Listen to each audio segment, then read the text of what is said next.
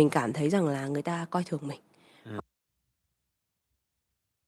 Mà mình cảm thấy rằng là người ta coi thường mình, hoặc người ta đang ban phát cho mình.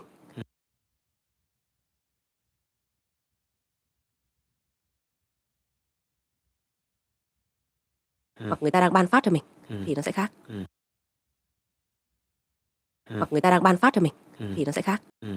Thì như Thanh có nói đấy, ví dụ như là mình cho đi nhưng trong tâm thế của người như Thanh có nói đấy, ví dụ như là mình cho đi nhưng trong tâm thế của người cho đi luôn luôn suy nghĩ rằng là tôi cho bạn cái này, bạn phải đền đáp cho. Của người cho đi luôn luôn suy nghĩ rằng là tôi cho bạn cái này, bạn phải đền đáp cho tôi một cái thứ nó tương xứng.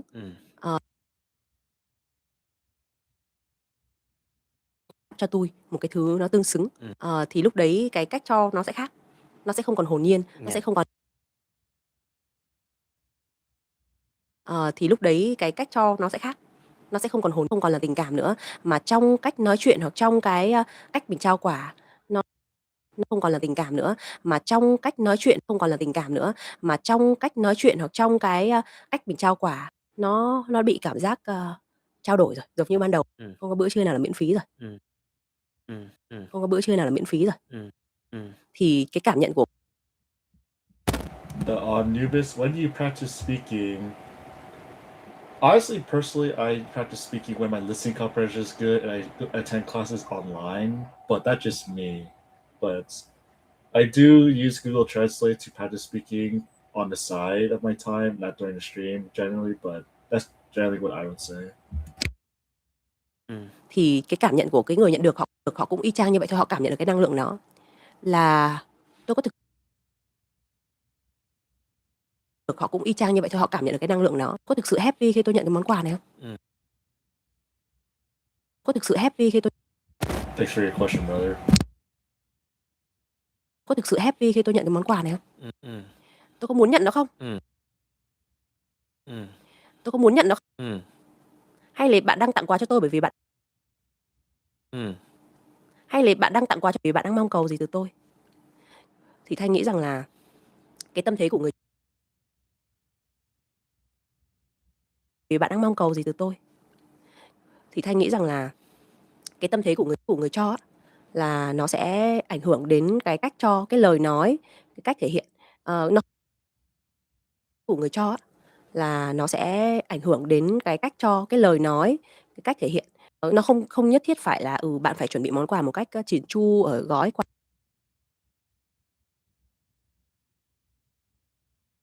Nó không nhất thiết phải là bạn phải chuẩn bị món quà một cách chỉn chu ở cái quà đẹp hay là một món quà giá trị cao, nhưng mà cái tình cảm đặt trong đó,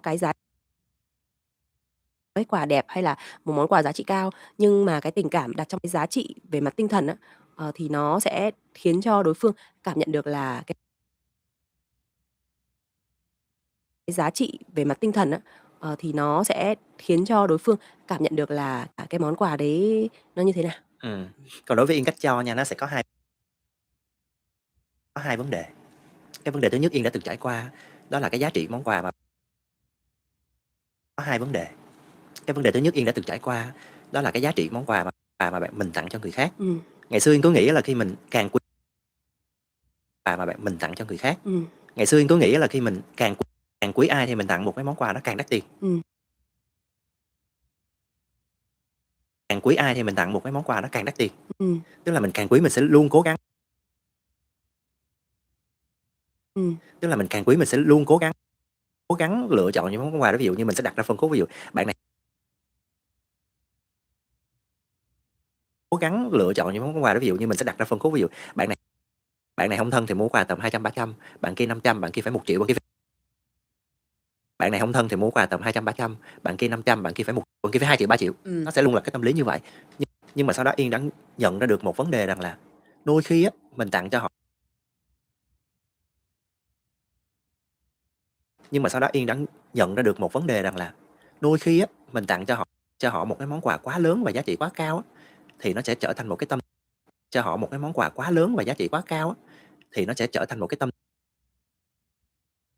tâm thế không cân bằng. Tức là mình đang ở cái tâm thế mình nhỉnh hơn bạn chút.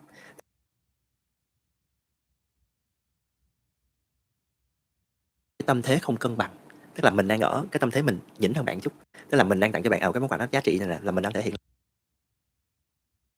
tức là mình đang tặng cho bạn cái món quà nó giá trị này là thể hiện là mình ở cái bậc trên bạn một chút, bạn nhìn mình nhìn xuống một xíu, thể hiện là mình ở cái bậc trên bạn một chút, bạn nhìn mình nhìn xuống một xíu, thì cái tâm lý đó có thể là khi người ta nhận cái món quà đó chắc chắn người ta sẽ phải tâm lý món quà giá trị quá, phải biết ơn mình, phải quý mến mình nhiều, ta sẽ phải tâm lý món quà giá trị quá, phải biết ơn mình, phải quý mến mình nhiều hơn một chút, ví dụ như vậy. Thì Yên nghĩ cái tâm lý đó của Yên nó đã tạo ra một cái chiều suy nghĩ sai lệch trong việc tặng quà.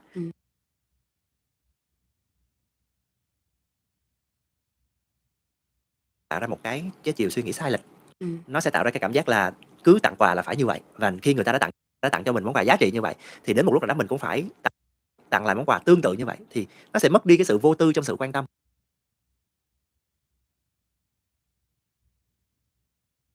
Tặng lại món quà tương tự như vậy thì nó sẽ mất đi cái sự vô tư quan tâm, thì dần dà sau đó thì Yên đã kéo cái chuyện đó lại là mình sẽ không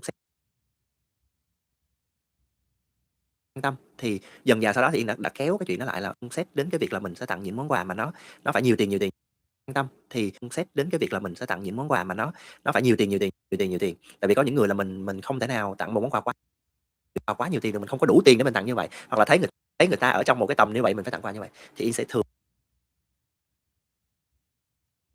thấy người ta ở trong một cái tầm như vậy mình phải tặng quà như vậy, thì Yên sẽ thường chuyển nó về thành những món quà tinh thần, đôi khi là một bức tranh tôi vẽ,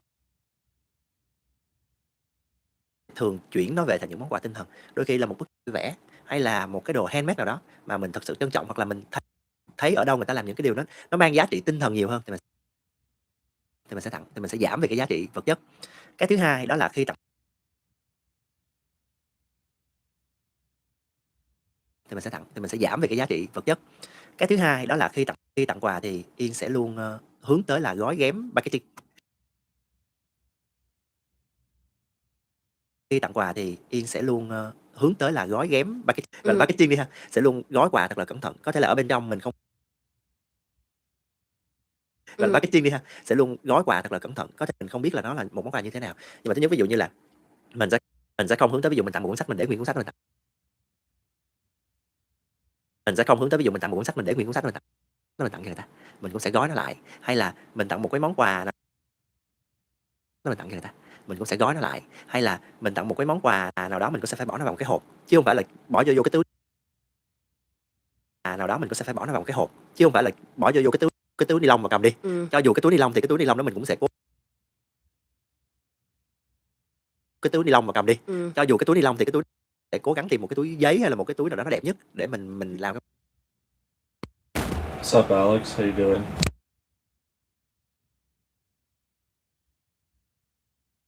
Để cố gắng tìm một cái túi giấy hay là một cái túi nào đó nó đẹp nhất để mình làm cái món quà, để họ thấy được là đây là một thứ đã được mình nâng niu và trân trọng.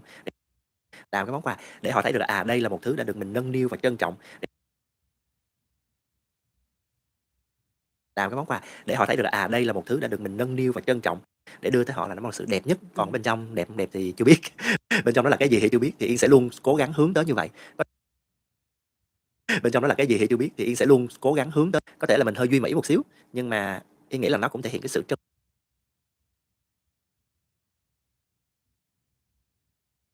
có thể là mình hơi duy mỹ một xíu, nhưng mà Yên nghĩ là nó cũng thể hiện cái sự trân trọng của mình đối với đối phương, khi đó thực sự là một món quà chứ không phải chỉ là mình đưa đại cho họ. Mình ví dụ như dĩ nhiên có những món quà quê thì mình túm lại một túi trái cây mình bỏ vào cái túi. Nhưng có những món quà quê thì mình túm lại một túi trái cây mình bỏ vào một cái túi ni lông thôi, nhưng mình cũng sẽ gói thật là cẩn thận. Thì Thanh nghĩ rằng mình cũng không cần quá nặng nề, nhưng mà tùy vào cái điều kiện. Thì Thanh nghĩ rằng mình cũng không cần quá nặng nề, nhưng mà tùy vào cái điều kiện của mỗi người, nhưng làm sao để cho nó thể hiện được cái sự quan tâm cẩn trọng. Điều kiện của mỗi người, nhưng làm sao để cho nó thể hiện được cái sự quan tâm cẩn trọng. Yeah. Vậy thì có khi nào mà cái việc lòng tốt vô điều kiện nó đang là một cái thứ.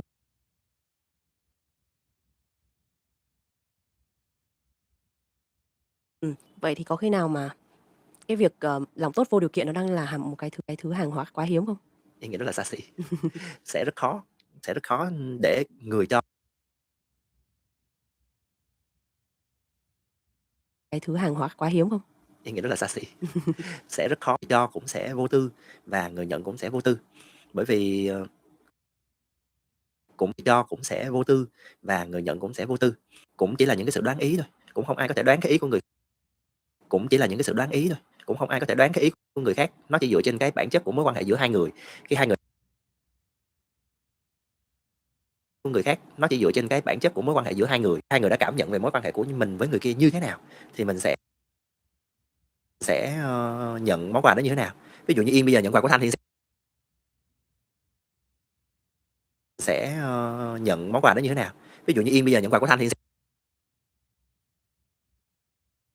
Holy crap, this new method I thought that I discovered a whole so freaking hard. Wow, it's a lot of work.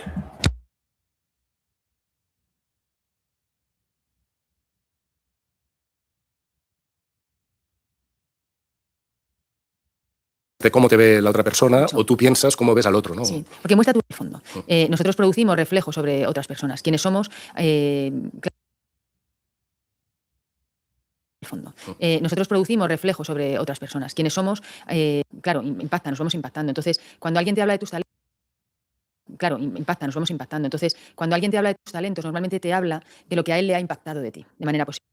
Tus talentos normalmente te habla de lo que a él le ha impactado de ti, positiva. Y eso es un reflejo tuyo. Entonces, si tú estás con alguien y tus talentos normalmente te habla positiva. Y eso es un reflejo tuyo. Entonces, positiva. Y eso es un reflejo tuyo. Entonces, si tú estás con alguien y destaca de ti, oye, bueno, a mí es que me parece que eres, no lo sé, pero muy inteligente. Y destaca de ti, oye, bueno, a mí es que me parece que eres, no lo sé, pero muy inteligente cuando te cuento algo, hilas y haces tal y no sé cuál, tú no lo has. Muy inteligente cuando te cuento algo, hilas y haces tal y no sé cuál. Muy inteligente cuando te cuento algo, hilas y haces tal y no sé cuál, no lo has pensado porque para ti es algo natural, pero ves que eso sobre la otra persona. No lo has pensado porque para ti es algo natural, pero ves que eso sobre la otra persona está impactando. Entonces ahí es donde ves, oye, igual, no me había dado. Persona está impactando. Entonces ahí es donde ves, oye, igual, no me había dado cuenta de esto, pero igual no es tan normal esto que yo hago. Me he dado cuenta de esto, pero igual no es tan normal yo hago. Por eso creo que es tan importante hacerlo. Y es muy importante decir yo hago. Por eso creo que es tan importante hacerlo. Y es muy importante decírselo a los niños también. De decirle, jo, esto me sorprende de ti. De decírselo a los niños también. De decirle, jo, esto me sorprende de ti. Claro. Cuéntanos en tu trabajo en Mind Studio. Claro. Cuéntanos en tu trabajo en Mind Studio, ¿cuál es la mayor satisfacción de trabajar entrenando mentes? Studio, ¿cuál es la mayor satisfacción de trabajar entrenando mentes? Jo, pues es que son todas. O sea, para mí la satisfacción es poder pues es que son todas. O sea, para mí la satisfacción es conducir a una persona a estar mejor de lo que está y a empezar a ilusionarse con conducir a una persona a estar mejor de lo que está y a empezar a ilusionarse con quién es. Yo te diría que cuando empiezas a trabajar tu cerebro con quién es. Yo te diría que cuando empiezas a trabajar tu cerebro te empiezas a ilusionar mucho. Dices, jo, si es que no sabía que podía hacer, pero te empiezas a ilusionar mucho. Dices, jo, si es que no sabía que podía hacer esto y a la vez sintiendo esta calma. O yo pensé que era una persona muy hacer esto y a la vez sintiendo esta calma. O yo pensé que era una persona muy estresada y que siempre tenía que tener preocupación y ahora me he dado cuenta de que no, de que puedo hacer las cosas sin esta preocupación y pasándolo bien. Cuenta de que no, de que puedo hacer las cosas sin esta preocupación y pasándolo bien. Entonces, ese desarrollo de ver a la gente evolucionar, ilusionándose y empezar bien. Entonces, ese desarrollo de ver a la gente evolucionar, ilusionándose y empezando a ellos tener herramientas de jugar con su cerebro, a mí es que me parece, y empezando a ellos tener herramientas de jugar con su cerebro, a mí me parece apasionante. O sea, yo hay una cosa que digo y es que, bueno, me parece apasionante. O sea, yo hay una cosa que digo y es que, bueno, físicamente sí acabo cansada, pero yo tengo más energía los viernes después de haber. Bueno, físicamente sí acabo cansada, pero yo tengo más energía los viernes de haber estado trabajando con personas y llevándoles a otros lugares que los lunes. De haber estado trabajando con personas y llevándoles a otros lugares que los lunes. O sea, a mí esto me recarga de energía. Y a mi equipo también, no solo a mí, O sea, yo los lunes. O sea, a mí esto me recarga de energía. Y a mi equipo también, no solo a mí, O sea, yo tengo un equipo de psicólogos que son psicólogos clínicos que trabajan en todo. O sea, yo tengo un equipo de psicólogos que son psicólogos clínicos que trabajan todos los días y estamos todos recargados. Todos los días y estamos todos recargados. Es interesante porque muchas veces parece justo al contrario, ¿no? Es interesante porque muchas veces parece justo al contrario. Con terapeutas y vienen personas como que coges tu energía, que esto también con terapeutas y vienen personas, Sí. como que coges tu energía. Tú también dices que, o sea, se puede medir, ¿no? El tema de la energía. Tú también dices que, o sea, se puede medir, ¿no? El tema de la energía, nosotros hablamos popularmente, esta persona me transmite buena energía, bien, nosotros hablamos popularmente, esta persona me transmite buena energía, bien, o no, o mala. Esto se mide cerebralmente, emitimos un tipo de, o no, o mala. Esto se mide cerebralmente, emitimos un tipo de onda cerebral, nos decías, ¿no? Onda eléctrica. Y es que es tan bueno que me... De onda cerebral, nos decías, ¿no? Onda eléctrica. Y es que menciones eso, fíjate, porque es que ese es el kit de la cuestión, o sea, lo que nos ocurre.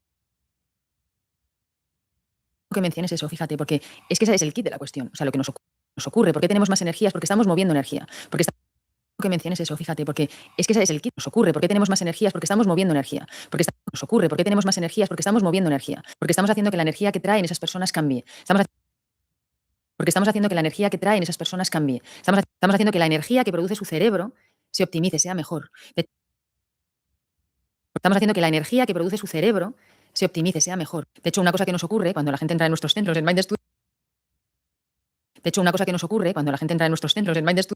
es que nada más abrir la puerta, ni siquiera han entrado, abren la puerta. Estudios que nada más abrir la puerta, ni siquiera han entrado, abren la puerta y la mayoría de la gente nos dice, ay, qué bien se está aquí. Estudios que la puerta y la mayoría de la gente... Hey, Melodrama, welcome back.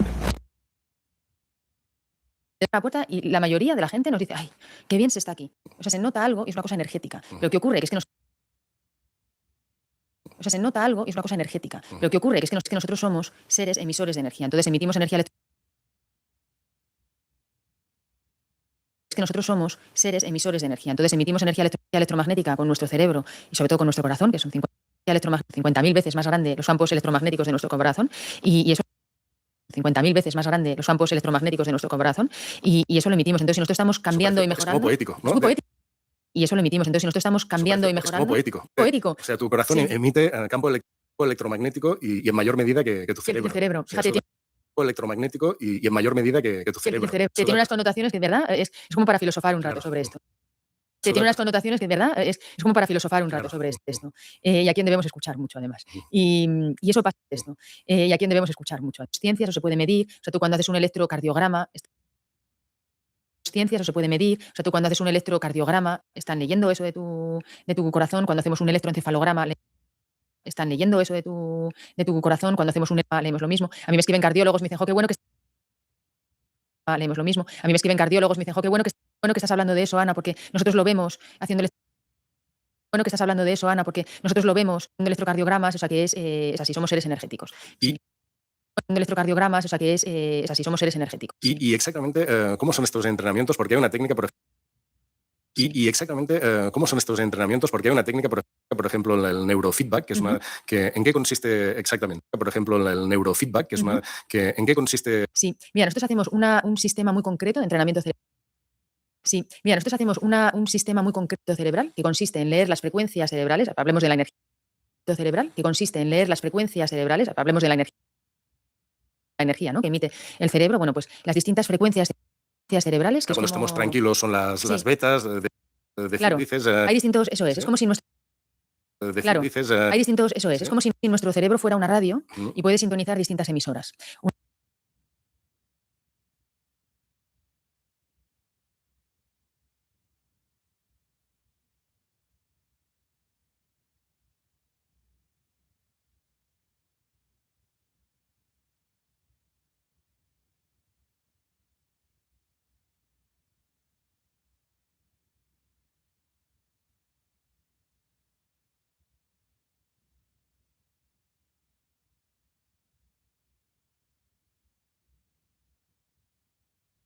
Si nuestro cerebro fuera una radio y puede sintonizar distintas emisoras. Si nuestro cerebro fuera una radio y puede sintonizar distintas emisoras. Una emisora es la emisora de la calma. Cuando tú conectas la emisora de la calma, una emisora es la emisora de la calma. Cuando tú conectas la emisora de la calma es porque estás pudiendo leer las frecuencias alfa de la calma que tiene tu cerebro. Si lees la emisora de beta, son las frecuencias de la conciencia que tiene tu cerebro. Si lees la emisora de beta, son las frecuencias de la conciencia que tiene tu cerebro. Si lees la emisora de beta, son las frecuencias de la concentración. Si lees high beta, son las frecuencias del estrés. Si lees delta, son las frecuencias del dormir. Entonces, y esto es comprobable. Y esto es comprobable. lo ves, no es una Eso es. cosa... Se ve que estamos Se ve. emitiendo eso. Claro, claro. Entonces, vosotros lo ves, no es una Eso es. cosa... Se ve que estamos Se ve. emitiendo eso. Claro, claro. Entonces, vosotros lo proyectáis en una pantalla y eso nos llega. Por ejemplo, es ver una pantalla. Vosotros lo proyectáis en una pantalla y eso nos llega. Por ejemplo, es ver una pantalla, un televisor, y en función de esas ondas se ve mejor o peor, ¿no? Sí. Una pantalla, un televisor, y en función de esas ondas se ve mejor o peor, ¿no? Sí. Sí, es una cosa parecida a eso. Sí, mira, nosotros podemos decidir sí, es una cosa parecida a eso. Sí, mira, nosotros podemos, en función de lo que queremos trabajar. Tú imagínate que vienes a entrenarte porque en función de lo que queremos trabajar. Tú imagínate que vienes a entrenarte porque duermes mal. Vale. Entonces nosotros primero tenemos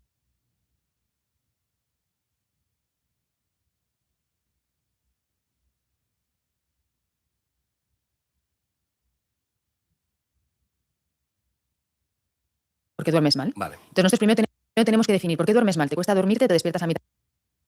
Primero tenemos que definir por qué duermes mal. Te cuesta dormirte, te despiertas a mitad de la noche, porque son áreas cerebrales distintas.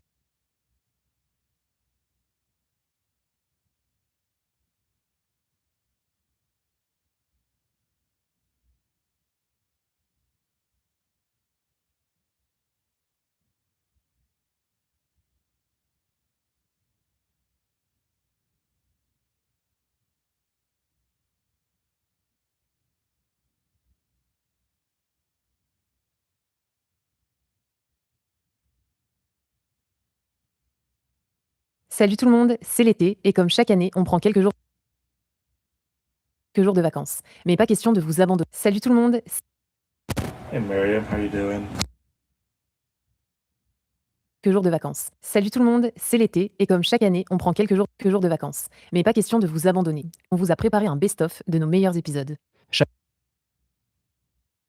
On vous a préparé un best-of de nos meilleurs. Chaque vendredi, vous allez pouvoir écouter l'un de nos épisodes préférés.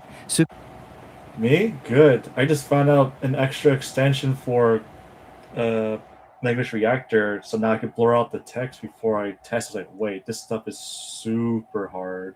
So this is like, to me, it's revolutionary. So I'm pretty happy now. Yeah, you can see the screens, like the subtitles are blurred. I was like, holy crap. So now I realized that I don't know a lot. And I researched that if there's subtitles at the bottom, your peripheral vision will help you cheat. I was like, okay, now this is real training. This is super hard. Chaque vendredi, vous allez pouvoir écouter l'un de nos épisodes préférés. I recommend you try this from the start so that you can train early. Ceux que vous avez le plus aimé depuis la création du podcast il y a 3 ans, ou That's the cool part. ceux que vous avez le plus aimé depuis la création du podcast, ou ceux qu'on trouve les plus utiles pour progresser en français. Et puis vous le savez, un bon épisode, ça s'écoute souvent 2 fois. Et puis vous le savez, un bon épisode, ça s'écoute souvent 2 fois. On comprend plus de choses, on remarque de nouvelles. It sucks because I had to go backwards in terms of level because the levels I had were too advanced, but I realized that my brain was cheating the whole time. So I thought it took me 4 or 5 years to realize. Well, technically, it just took me 8 months to realize this. It's super. To me, it's crazy. On comprend plus de choses, on remarque de nouvelles expressions, encore. Pendant ce temps, nous, on va recharger les... Encore. Pendant ce temps, nous, on va... Encore. Pendant ce temps, nous, on va recharger les batteries, comme on dit, et préparer plein de nouvelles idées pour la rentrée. Les batteries, comme on dit, et préparer plein de nouvelles idées pour la rentrée. Mais si tu souhaites continuer à La rentrée. Mais si tu souhaites continuer à pratiquer ton français avec nous tout l'été, rejoins-nous sur Patreon. Pratiquer ton français avec nous tout l'été, rejoins-nous sur Patreon. Là-bas, on continue à partager du contenu exclusif chaque semaine. Là-bas, on continue à partager du contenu exclusif chaque semaine. Très bel été à toi et bonne écoute. Très bel été à toi et bonne écoute. Nouvel épisode. Bonjour à tous et bienvenue dans un nouvel épisode. Aujourd'hui, vous ne serez pas surpris, mais je suis Nouvel épisode. Aujourd'hui, vous ne serez pas surpris, mais je suis accompagné de Nathan. Salut Nathan. Salut Violaine, salut tout le monde pour la... Accompagné de Nathan. Salut Nathan. Salut Violaine, salut tout le monde pour la 68e fois. Ça commence à faire? Je compte bien? Ouais. Pour la 68e fois. Ça commence à faire? Ouais, je crois que les comptes sont bons. Comment ça va aujourd'hui? Ça va. Ouais, je crois que les comptes sont bons. Comment ça va aujourd'hui? Ça va. Interesting question. If I'm focused on a task in comparison to being semi-focused, what is the increase what's the increased percentage for efficiency? I don't know if that's even a real question. Oh god dang, it's freaking Yahoo.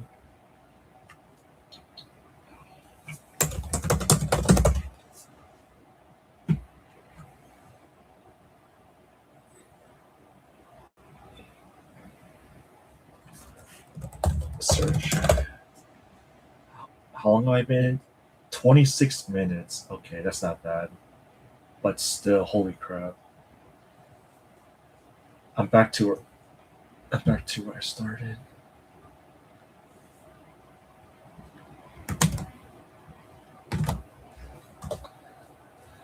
If I'm focused on a task in comparison to being semi-focused, what is the increased efficiency?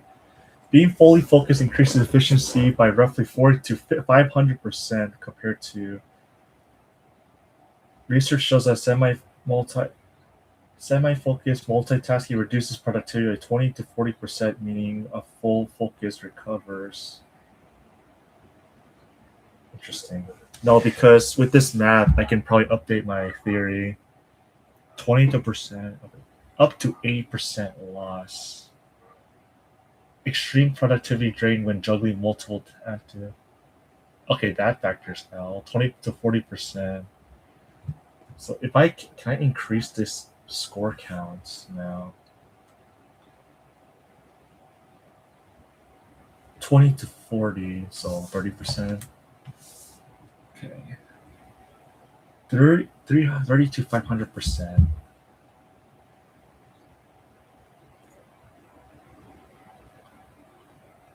Mistakes rates of 50%.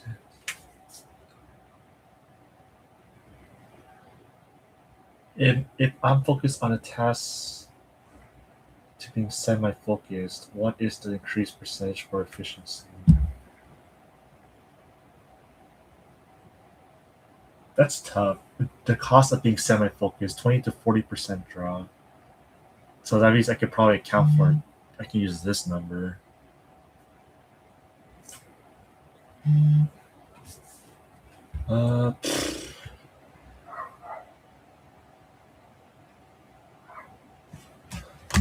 Okay, how am I supposed to do this? Okay, so 10 is minimum times 1.3, 13.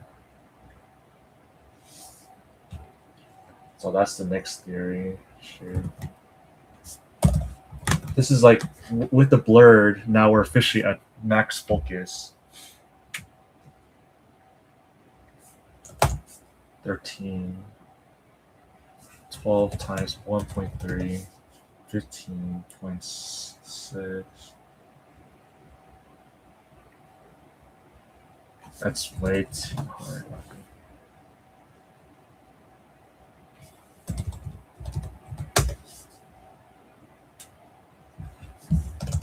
So I can round up for it.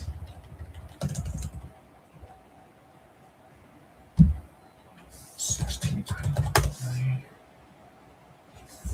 21.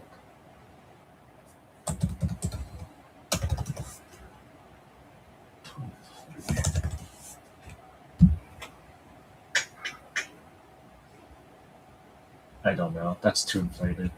Whatever. Ouais, je crois que les comptes sont bons. Comment ça va aujourd'hui? Ça va, surtout que je viens de prendre mon 4e café de la journée. C'est le début.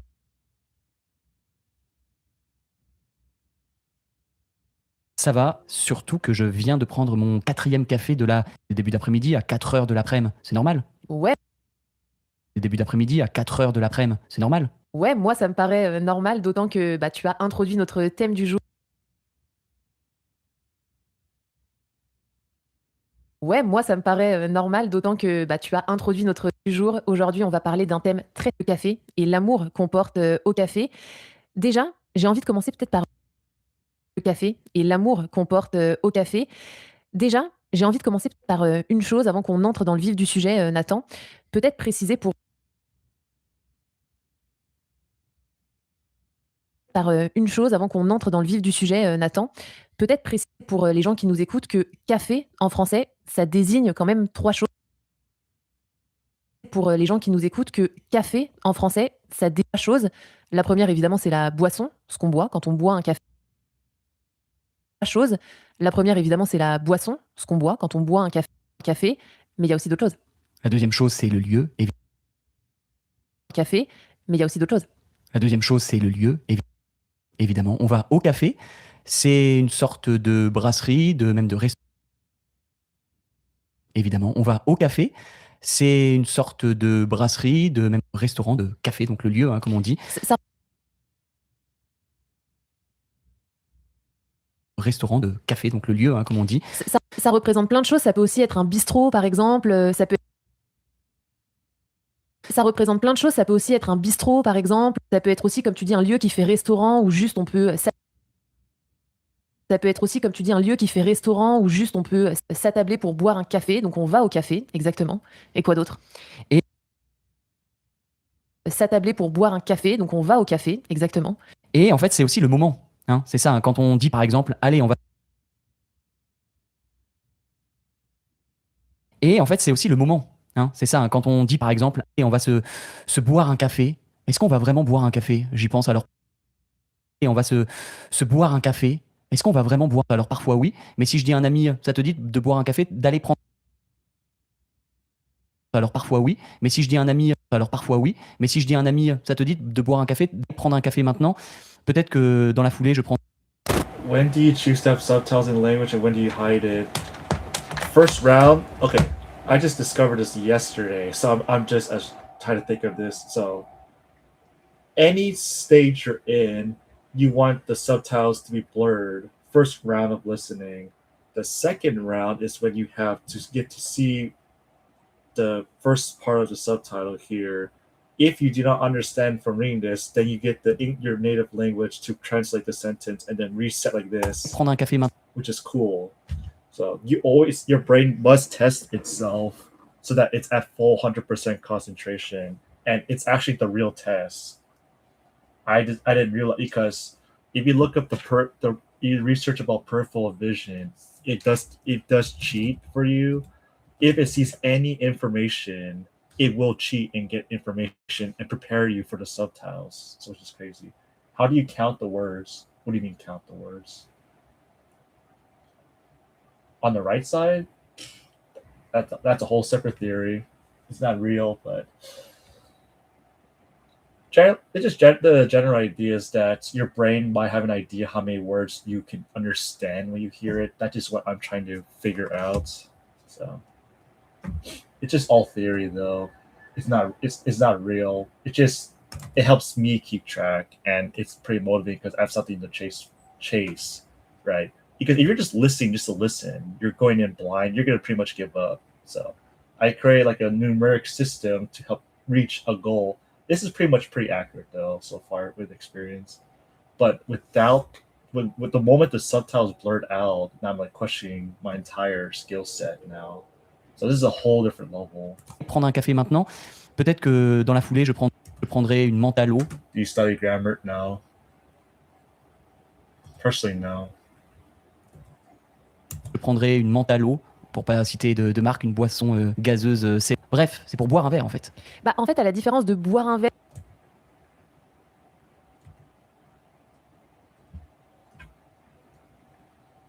Bref, c'est pour boire un verre en fait. En fait, à la différence de boire un verre qui va plutôt être le soir quand on boit de l'alcool, boire un café, c'est un verre qui va plutôt être le soir quand on boit de l'alcool. Boire un café, un peu quand on va boire un coup l'après-midi et que là, on va prendre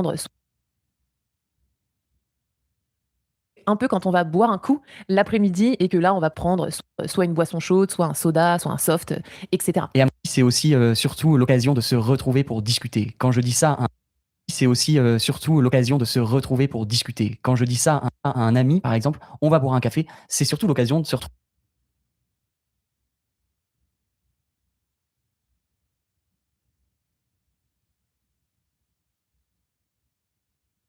À un ami, par exemple, on va boire un café, c'est surtout l'occasion de se retrouver, de discuter, de parler de quelque chose. Voilà. Exactement. C'est le moment. Exactement, un moment de partage.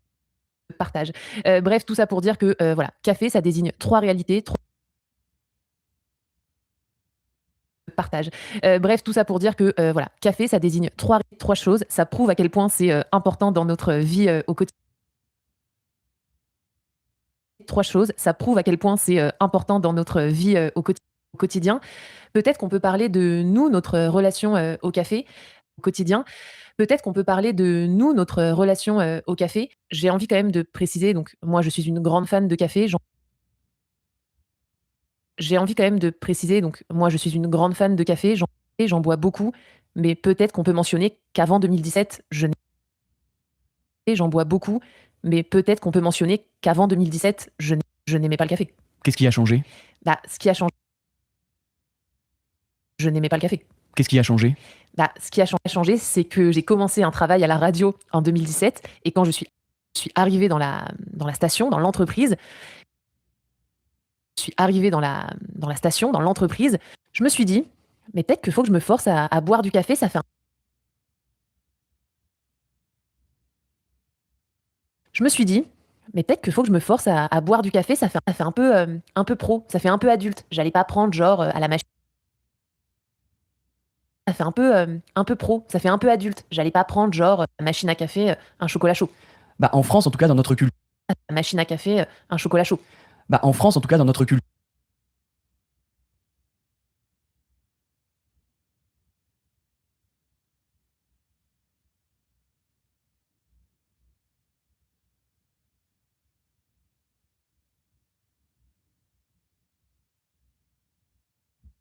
Sub SD6M. This blurred subtitles thing is making me question everything about my listening ability now, which is crazy to think about. La machine à café un chocolat chaud.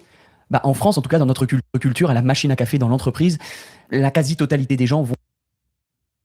Culture à la machine à café dans l'entreprise, la quasi-totalité des gens vont prendre un café. Un thé, c'est beaucoup plus rare. Un jus de tomate, ça peut arriver peut-être. Un thé, c'est beaucoup plus rare. Un jus de tomate, ça peut arriver peut-être l'été, mais là aussi, c'est rarissime. Donc, on va prendre un café. Ça fait peut-être l'été, mais là aussi, c'est rarissime. Donc, on va prendre un café. Ça fait adulte, t'as raison. Donc, avant, tu ne buvais pas de café. C'est vrai. Ça fait adulte, t'as raison. Donc, avant, tu ne buvais pas de café. C'est vrai, quand tu dis que tu es une grande consommatrice de café, t'en bois combien? C'est vrai, quand tu dis que tu es une grande consommatrice de café, tu bois combien par jour? J'en bois 4 par jour en général et sur. C'est vrai, quand tu bois combien par jour? J'en bois 4 par jour en général. Surtout, en fait, j'en bois tous les jours. C'est-à-dire que moi, le matin, Surtout, en fait, j'en bois tous les jours. C'est-à-dire que moi, si je me lève et que j'ai pas mon café, ça peut très mal commencer. Il y a eu des fois. Si je me lève et que j'ai pas mon café, ça peut très mal commencer. Il y a eu des fois. Have you ever tested? Technically, for me, talking to the native speaker is the test without subtitles. It's just because I realized the entire time that when the subtitles are on, the peripheral vision does cheat for you. So I think it is a lot weaker than I thought it would be. Maybe like a 20% decrease because my Mandarin has no problem still, but every other language seems like it's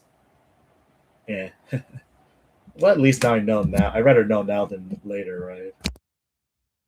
Des fois où il y avait plus de café à l'appartement et je suis sortie en pyjama. Des fois où il y avait plus de café à l'appartement et je suis sortie en pyjama, en tongs au supermarché à côté parce que c'est presque une addiction. Si en pyjama, en tongs au supermarché à côté parce que c'est presque une addiction. Si je commence pas la journée avec un café, ça passe pas. Donc je dirais 4. Si je commence pas la journée avec un café, ça passe pas. Donc je dirais 4 par jour, 2 le matin, 2 l'après-midi. 4 par jour, 2 le matin, 2 l'après-midi.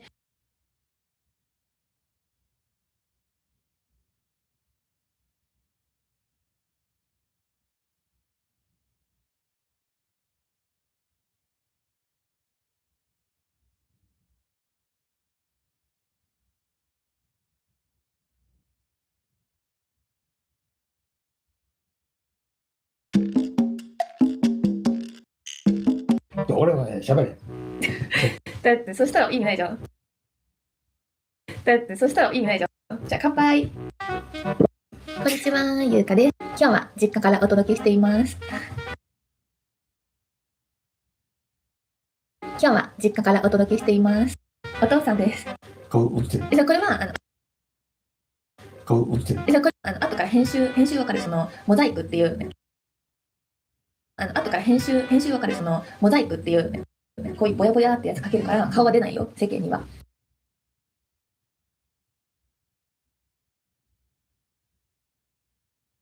こういうぼやぼやってやつかけるから顔は出ないよ、世間には。大丈夫、優香しか見えてない。大丈夫、優香しか見えてない。今日はお父さんともうすでに晩酌中で、今日はお父さんともうすでに晩酌中、今夜ご飯で、こんな感じで、いろいろ食べてたんですけど、お父さんこれ何杯飲んでる今お酒？お父さんこれ何杯飲んでる今お酒？4杯。もっと飲んでるでしょ？え？ 4杯？マジ ?4 杯か。4杯、私2杯目です。今日は初めてお父さんとの質問コーナー。今日は初めてお父さんとの質問コーナー。イエーイ。じゃあ、さあお父さんにいろいろ質問していいですか？じゃあ、さあお父さんにいろいろ質問していいですか？質問っても、When you turn on the auto stop, the subtitles don't really stop after one sentence. They stop at random points. So maybe because of that, you can't hear them well because they don't have the whole context. I just want to understand the words, but the context, the general context is the YouTube chat, the YouTube video itself. But we turn on the auto stop. The subtitles will exactly stop after one sentence. That's true. Sometimes it cuts off in the middle of the sentence because my objective is to hear the individual words so that when you talk to someone in real life, you can hear the individual words. But that's just me. That's how I do listening comprehension manner. I try to hear every single word and then put the sentence together generally. But for like super advanced, you can hear every sound, then your brain does automatically. Most of the set time, mine's automatic, but there's gonna be the sentences, the words you haven't heard before. That's where it gets tricky. So your brain has to nitpick the exact position of where the word is when you're hearing it, and then you have to make meaning out of it. So, with us native speakers, we know 99% of words when we hear it, but for a learner advanced, they might hear like 90%, but the 8 and 9%. I watched a video yesterday about learning Korean, and the girl said that we should watch the video first without subtitles. Yeah. Now it's true though. It's true. Because I thought the general idea is, can you just look at the forehead of a person and that counteracts? But the existence of the subtitles does help you cheat because of the peripheral vision that your eyes have. So us humans are pretty advanced. The more I think about it, we're pretty advanced. Hello. 質問っても、何がある？じゃあ分かった。じゃあゆうか質問するよ。いくよ。I think my new setup for this is that I turn my keyboard like I'm playing Fortnite.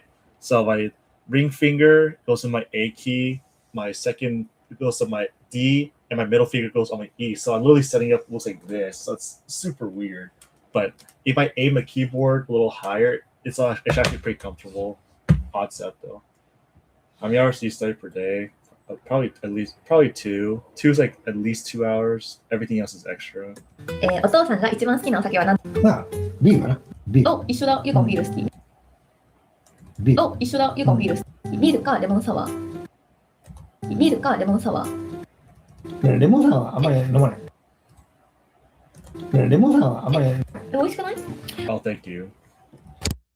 美味しくない？お父さん買ったレモンサワー。買ってないかお父さんが。私。なんかお父さんめっちゃ丁寧で、5月29日に開けたとか全部書いてるんだけど、5月29日に開けたとか全部書いてる。これなかなか減らないんだよね。How many years ago did you start Japanese? 2 years. The listening is the hard part though, of course. これさ、お父さん。Speaking is gonna be harder, of course. これさ、お父さん。もう、いかなるよ。いかず。普通はね、これ、動画だから、動画だ。と、この量？動画だ。と、この量？わお。飲みすぎじゃない？飲みすぎじゃない？飲んでない日ないでしょ。飲んでない日ないでしょ。Good job, man. That's actually pretty impressive. Welcome. You're a Link user. That's awesome. 飲んでへんないよ。マシン飲まないだろ飲みすぎちょっと、マシン飲まないだろ体に気をつけてね。お父さんから見て子供の頃から今まで一番成長したなって思った瞬間はいつですか？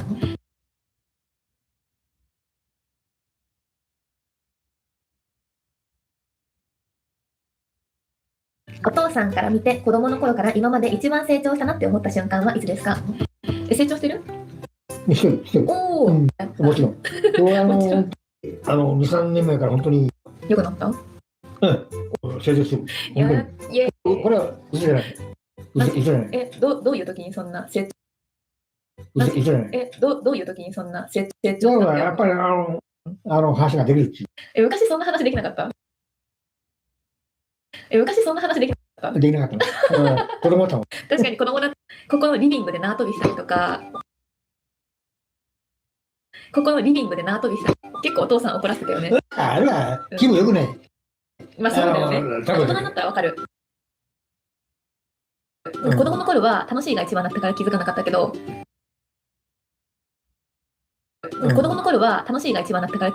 確かに大人になったら、いや、リビングで縄跳びしてたら、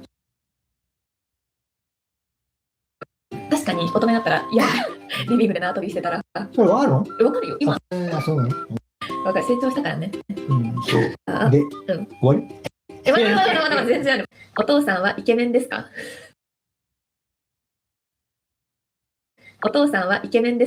いや、たまにちょっと言われたらあるんだけれども、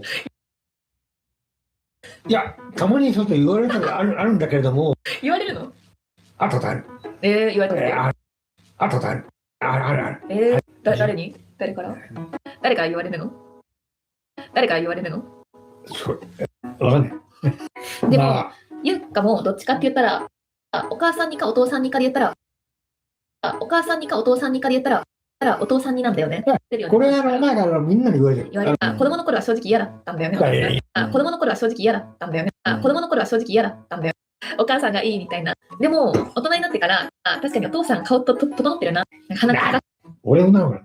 そっか、運ではないのか。よく言われるね。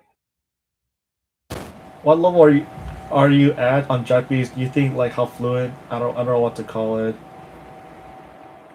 Probably A2. I'm pretty low, but my listening is really good though. Oh, good. Okay, I take that back. I'm pretty trash in reality. It's okay. I'm a learner for a reason. So just put me at like A1, A2, realistically.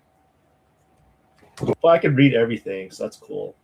But those are multiple skills. Reading, speaking, listening, right?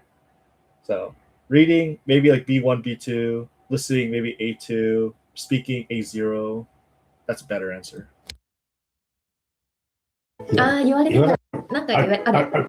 言うかもある。なんか結構、お母さんとお出かけすると、全然似てないですね、みたいな。お父さんの顔見てみたいですって。お父さんすごいイケメンなんです。イケメンじゃないよ。でもお父さんモテてたでしょ、昔。は？でもお父さんモテてたでしょ。モテてないの、昔。グラスね。グラスね。グラスね。グラス From here on today, I know I must do. Oh man, language is so interesting. Let's see, with the new system, 1, 2, 3, 4. 4.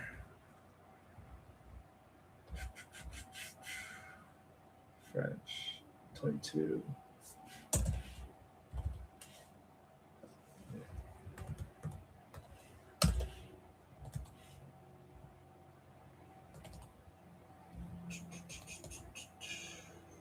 $14, 16. My brain is super fried more than ever. Bro, this blurred subtitles function it's gotta be heaven's.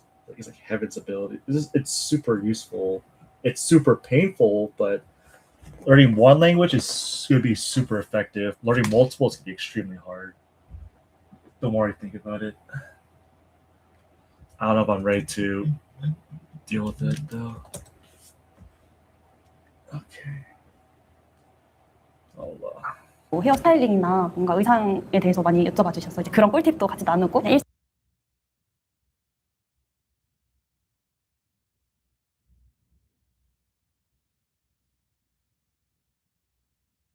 뭔가 의상에 대해서 많이 여쭤봐 주셨어요. 이제 그런 꿀팁도 같이 나누고 일상 브이로그, 여행 브이로그 이런 것도 소소하게 찍자. 저희 둘이 편집하거든요. 일상 브이로그, 여행 브이로그 이런 것도 소소하게 찍자. 저희 둘이 편집하거든요. 완전 가내수공업이에요. 그래서 일단은 취미로.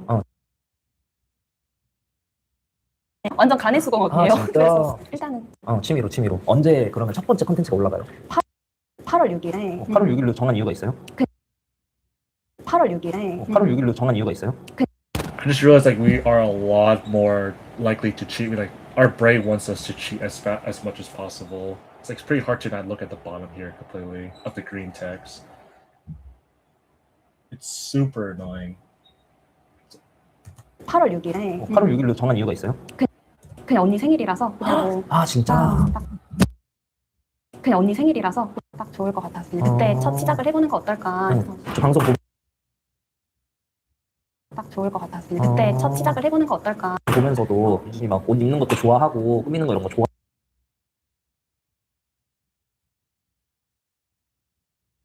보면서도 유진이 막 옷 입는 것도 좋아하고 꾸미는 거 이런 거 좋아하시는 것 같아가지고 네. 궁금하신 분들은 킴킴시스 유튜브 좋아요. 채널이나 민준이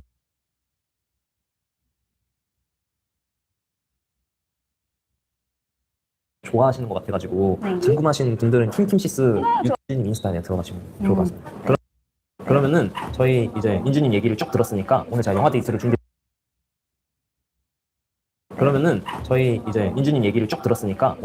준비했거든요. 하시나요? 네, 한번 그럼 가보시죠. 네, 좋습니다.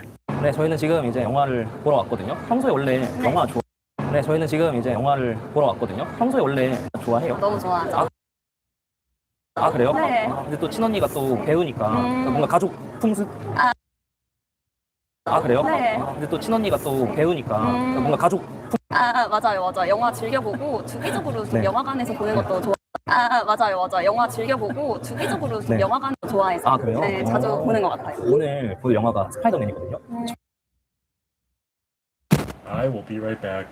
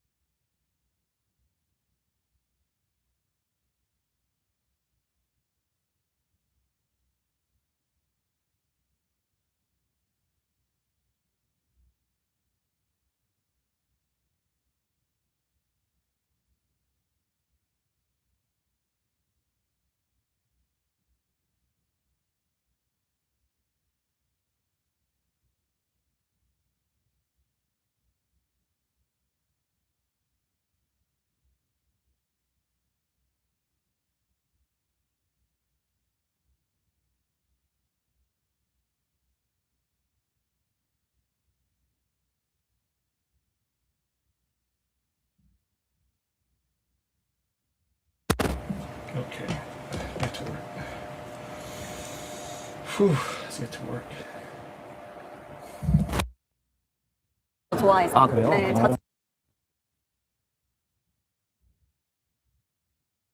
뭐 헤어스타일링이나 뭔가 의상에 대해서 많이 여쭤봐 주셨어요. 이제 그런 꿀팁도 같이 나누고 너무 좋아하죠. 아, 그래요? 네. 근데 또 친언니가 또 배우니까 뭔가 가족 풍습. 아, 그래요? 네. 근데 또 친언니가 또 배우니까 뭔가 가족 풍습. 아, 그래요? 네. 근데 또 친언니가 또 배우니까 뭔가 가족 풍습. 맞아요. 영화 즐겨보고 주기적으로 좀 네. 영화관에서 보는 것도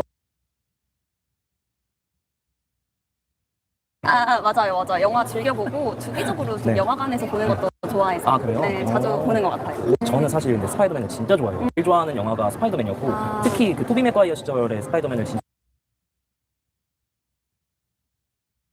진짜 좋아하는데 그거 거의 한 제가 10번 정도 본 것 같아요. 진짜 좋아하는데 그거 거의 한 제가 10번 정도 본 것 같아요. 옛날 그 스파이더맨 알아요? 네. 네네. 그 세대 차가 있어가지고. 톰 홀랜드가 아닌가요? 그쵸.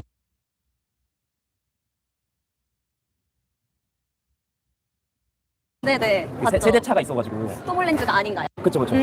모른다. 나이 차이가 있어서 모를 수가 있어. 어쨌든 저는 그 시리즈를 되게 좋아해요. 나이 차이가 있어서 모를 수가 있어. 어쨌든 저는 그 시리즈를 되게 좋아했는데 요즘에 톰 홀랜드 시리즈도 되게 재밌게 보고 있어요. 어떻게 보면 되게 좋아했는데 요즘에 톰 홀랜드 시리즈도 되게 재밌게 보고 어떻게 보면 되게 스파이더맨이랑 진짜 비슷한 것 같아가지고 되게 재밌게 보고 있는데 스파이더맨은 좋아해요? 네, 좋아해요. 지금 출연진분들, 배우분들 팬이어서. 네, 좋아해요. 지금 출연진분들, 배우분들 팬이어서. 젠다야. 네, 입덕을 했거든요. 저도 위대하시면 진짜 좋아하거든요. 진짜요? 입덕을 했거든요. 저도 위대하시면 진짜 좋아하거든요. 진짜. 어쨌든 스파이더맨 좋아하시고 저도 스파이더맨 좋아하니까 잘 됐다. 이번에 그 스파이더맨 거 혹시 봤어요? 네. 거 혹시 봤어요? 지난번에 결말 기억하죠? 모두가 이제 기억을 잃고 네. 잊었거든요. 그래서 저는 그걸 이번에 어떻게 좀 극복을 하고 그럴지가 그런 팬 잊었거든요. 그래서 저는 그걸 이번에 어떻게 좀 극복을 하고 잊었거든요. 그래서 저는 그걸 이번에 어떻게 좀 극복을 하고 그럴지가 그런 팬트에서도 되게 기대돼요. 그리고 또 스파이더맨 Hey Lisa, welcome back. 그럴지가 그런 팬트에서도 되게 기대돼요. 그리고 또 스파이더맨 브랜뉴 데이라는 영화가 최초로 스크린 X라고 3면이 다 그 스크린인 거거든요. 네. 그거를 상정하고 찍은 최초의 영화라고 해요. 3면이 다 그 스크린인 거거든요. 네. 그거를 상정하고 찍은 최초라고 해요. 그래가지고 그런 면에서도 스크린 X가 이번에 어떻게 나올지도 너무 궁금해서 그래서 오늘 저희는 스크린 X 한번 이번에 어떻게 나올지도 너무 궁금해서 그래서 오늘 저희는 스크린 X 한번 봐보려고 너무 기대돼요. 네, 여기와 양쪽이 봐보려고 너무 기대돼요. 네, 여기와 양쪽 스크린이면 생동감도 넘치고 그러니까. 몰입감이 좋을 것 같아요. 뭔가 압도적인 몰입감이 있을 것 같아서 그걸로 되게 기대를 하고 있습니다. 뭔가 압도적인 몰입감이 있을 것 같아서 그걸로 되게 기대하고 있습니다. 원래 그 팝콘 같은 거 이렇게 시켜서 먹고 영화관 보면은 이런 거 해야 되는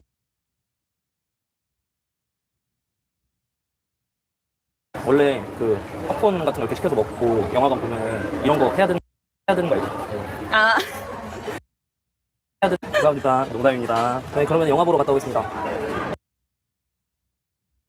감사합니다. 농담입니다. 네, 그러면 영화 보러 이렇게 돼 있습니다. 상영관 입장. 자, 저희는 이제 영화를 보고 나왔습니다. 영화 어떻게 보셨어요? 너무 감동적이었고 이게 그치. 좀 감정이입이 됐던 것 같아요.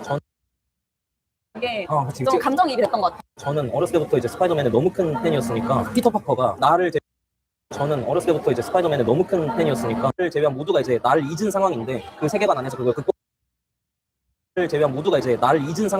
그 세계관 안에서 그걸 극복하는 그런 것도 너무 재밌었고 스파이더맨이 막 이렇게 활공을 할 때 그 3면 때 나오잖아요 스크린이. 네, 맞아요. 그게 약간 엄청 저는 몰입이 돼가지고 제가 가끔 너무 즐거우면 그냥 헛웃음을 짓거든요. 맞아요. 하면서. 너무 즐거우면 그냥 헛웃음을 짓거든요. 맞아요. 하면서. 너무 즐거우면 그냥 헛웃음을 짓거든요. 근데 진짜 헛웃음이 나더라고요. 이 스크린 X로 보실 분 보셔도 좋을 것 같고 추천하시나요? 저 진짜 좋은 것 같아요. 너무 공감 이렇게 보러 와도 너무 재밌을 것 같아서 진짜 재밌었습니다. 안에서 너무 좋았고 그래서 스크린에서 보시는 걸 꼭 추천을 드립니다.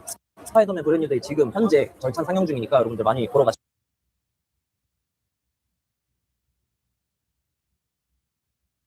스파이더맨 브랜뉴 데이 지금 현재 절찬 상영 중이니까 여러분 보러 가시고요. 저랑 이제 민지님도 나가서 뭐 식사를 하거나 하려고 합니다. 마시고요. 저랑 이제 민지님도 나가서 식사를 하거나 하려고 합니다, 여러분. 초대해 주셔서 너무 감사했고 또 재미. They're not a couple, but they do look pretty good together. 합니다, 여러분. 초대해 주셔서 너무 감사했고 또 재미.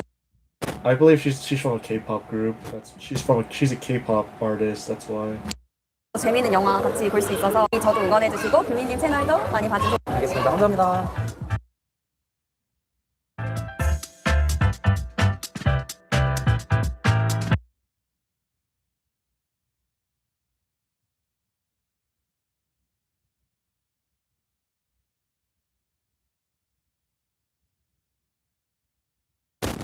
Will be nice, I'm sure.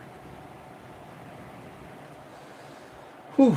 How you doing, Lisa, today? Doing good?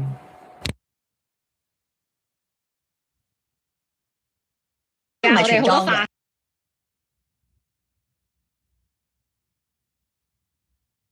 係啊，好多化妝嘅技巧嘛。係啊，好多化妝嘅技巧嘛。同埋咧，以前嘅唇膏咧唔中意搽深色噶嘛，即係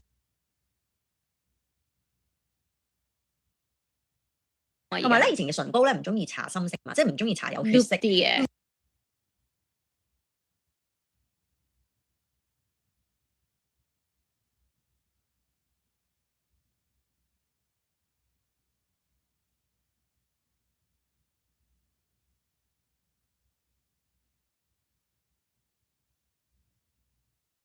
即係唔中意搽有血色啲嘅。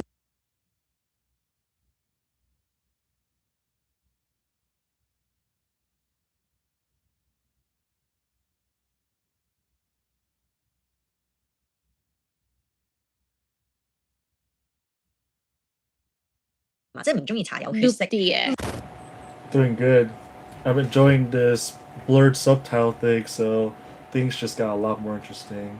綠色，你諗下綠嘅嘴加綠色，你諗下綠嘅嘴加綠色嘅 con， 再加綠色嘅 con， 再加埋綠色嘅頭髮。唔係，但係我覺得好得人驚。加喺你個樣都有。唔係，但係我覺得好得人驚。加喺你個樣都又未必太差嘅喎，又未必太差喎。真係好得人驚，好得人驚。我一諗翻轉頭咧，都係一個災難嘅。我一諗翻轉頭咧，都係一個災難嚟嘅。但係我都幾 proud of 有呢一個時代嘅自己啊。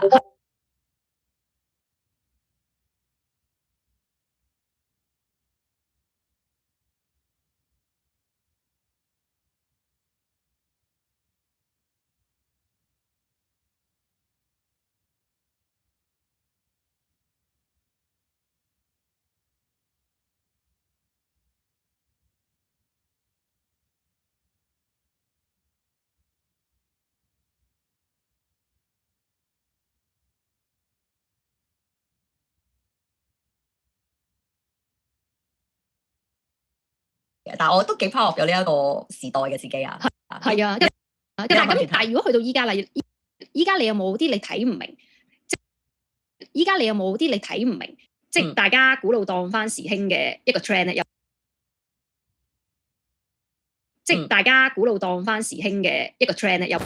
It's part of the language reactor. This is just an extra setting I didn't know existed. So I could have done this a long time ago, but I have no idea it existed until now. 即係大家古老當翻時興嘅有冇咧？你覺得？有冇咧？你覺得？即係而家啲 Gen Z， 即係而家啲 Gen Z， 因為我覺得佢哋好中意配搭好多嘢。因為我覺得佢哋好中意配搭好多嘢。我前嗰排睇到Jenny 啦，有個妝係粉藍色眼影，我有個妝係粉藍色眼影，我有少少唔明，我有少少唔明，係嘛？即係因為佢就係 fashion icon。即係因為佢就係 fashion icon， 因為嗱今年就可能興藍色嘅眼影，今年就可能興藍色嘅眼影。跟住我就諗啦，古老當時興我唔明啦，即係古老當時興我唔明啦，即係你話潮流係一個 loop， 即係你話潮流係一個 loop。It's probably the greatest thing I've ever realized, even though it existed to begin with. I'm so shocked. There's so many. This thing is super good for you, so highly recommend it when you first start to learn to. We train listening comprehension, just do it from day one. It's super useful. 即係你話潮流係一個 loop 我都明啦，係，但係即係我都有經歷過有個時代係即係可能黃色眼影啊，嗱，係即係可能黃色眼影啊，係咪好多年 model 係咪啊？係係咪我好多年嘅人 model 係咪啊？影相好早期嗰識我好啲人，多年嗰啲。識我好多年嗰啲應該又知道我大膽嘅嘗試，有啲應該又知道我大膽嘅嘗試，有啲應該又知道我大膽嘅嘗試，有化過黃色眼影、綠色眼影嗰啲啦，有化過黃色眼影、綠色眼影，粉紅色嗰啲成日都化添啦，粉紅色嗰啲成日都化添。咁但係藍色眼影我都覺得唔係咁 carry 我都覺得唔係咁 carry 到嘅。咁你出到嚟，你覺得靚唔靚㗎？係。咁你出到嚟，你覺得靚唔靚㗎？係。我唔知係因為佢係 Jenny 定，我唔知係因為佢係 Jenny 定係因為係咩原因？都係覺得佢好 fashion 係咪？都係覺得係咪？都係覺得係咯，可能係嚟緊就興呢個粉藍色咁樣咯。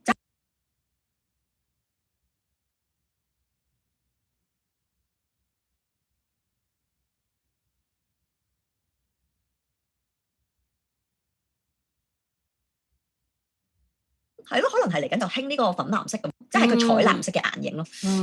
即係佢彩藍色嘅眼，跟住就係諗，即係唔係個個都可以 carry 到，即係唔係個個都可以。係啊，同埋咧，我認同你呢一句，即係同埋咧，我認同你呢一句，即係你個 fashion trend 出咗嚟之後咧，咁大家就好想跟啦。咁大家就好想跟啦。但係你跟咗之後咧，就真係唔係人人都 carry 到。就真係唔係人人都 carry 到。其中一樣，譬如我覺得配飾嘅嘢咧，就係好似上年開始興到依家，就係好似上年開始興到依家珠鏈啊，即係珠鏈啊，即係頸鏈又好，手又好，即係頸鏈又好，手又好。卡而家都興翻啦，以前嗰啲咧真係好似膠帶，以前嗰啲咧真係好似膠帶，以前嗰啲咧真係好似膠帶嗰啲咧束住嗰啲咧，嗰啲咧束住嗰啲真係好似係咪扮紋身咧？我都唔係好知。我唔知啊，但係我唔知呢個珠鏈係，但係我唔知呢個珠鏈係咪都係 Y2K 風格嗰啲。但係我呢樣嘢我就會有啲，但係我呢樣嘢我就唔係好識珠戒指，唔係好識珠戒指。係啦，我就唔係好明咯，即係究竟點樣同個 fashion 究竟點樣同究竟咁樣係真係襯到咧？我又唔係好識欣賞咯，但我覺得張師都幾中意呢樣嘢。同埋頭巾啦，即係個頭巾唔係淨係我哋嗰啲綁嗰啲，即係好似絲巾綁頭啲喎，係真係好似以前睇卡通片咧，係真係好似以前睇卡通片咧，咩仙樂飄飄，去野餐嗰啲三角巾，頭箍，即係我明㗎，有好多種戴法嘅，因為我都要諗下你係邊一隻巾啊？頭巾。木牛小姐，我唔知你知唔知我講邊啲啊？木牛小係啊，即係農場嗰啲女仔咧，農場嗰啲女仔咧，外國荷蘭啱啲咩嗰啲牛，啱啲咩嗰啲頭巾啦，跟住就諗都幾特別喎個配搭咁樣，係，但我覺得呢啲都可以整到潮同埋靚嘅，可以靚得。但我意思呢日一睇翻咗，咦曾經以前興過，係啦，又翻呢個就係又係一個潮流嘅小朋友咯。小朋友你覺得真係 keep 住興翻，但係其實所有小朋友都係知係咩啊？即係小朋友嘅中意嘅玩意咯，中意嘅玩意。你以前我知道秋秋好中意巴士啊。我知道秋秋好中意巴士，佢會唔會好中意嗰啲巴士仔嗰啲？係啊，中意搭，但我覺得佢哋呢啲又唔係一個潮流嘅輪迴喎。但我覺得佢哋呢啲又唔係一個潮流嘅輪迴喎。即係我反而咧覺得佢哋玩具有的而且確係，即係我反而咧覺得佢哋玩具有的而且確係。當然有一啲係你長青嘅啦，即係你俾啲車。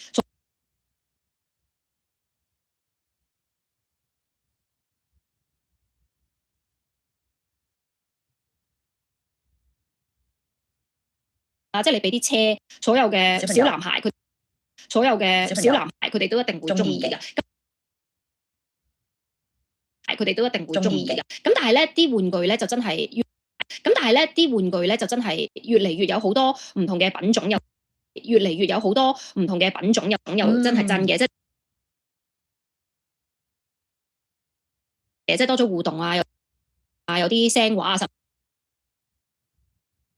啊，有啲聲畫啊，甚至有啲人而家係當甚至有啲人而家係當即係 iPad 係電子奶嘴啊咁，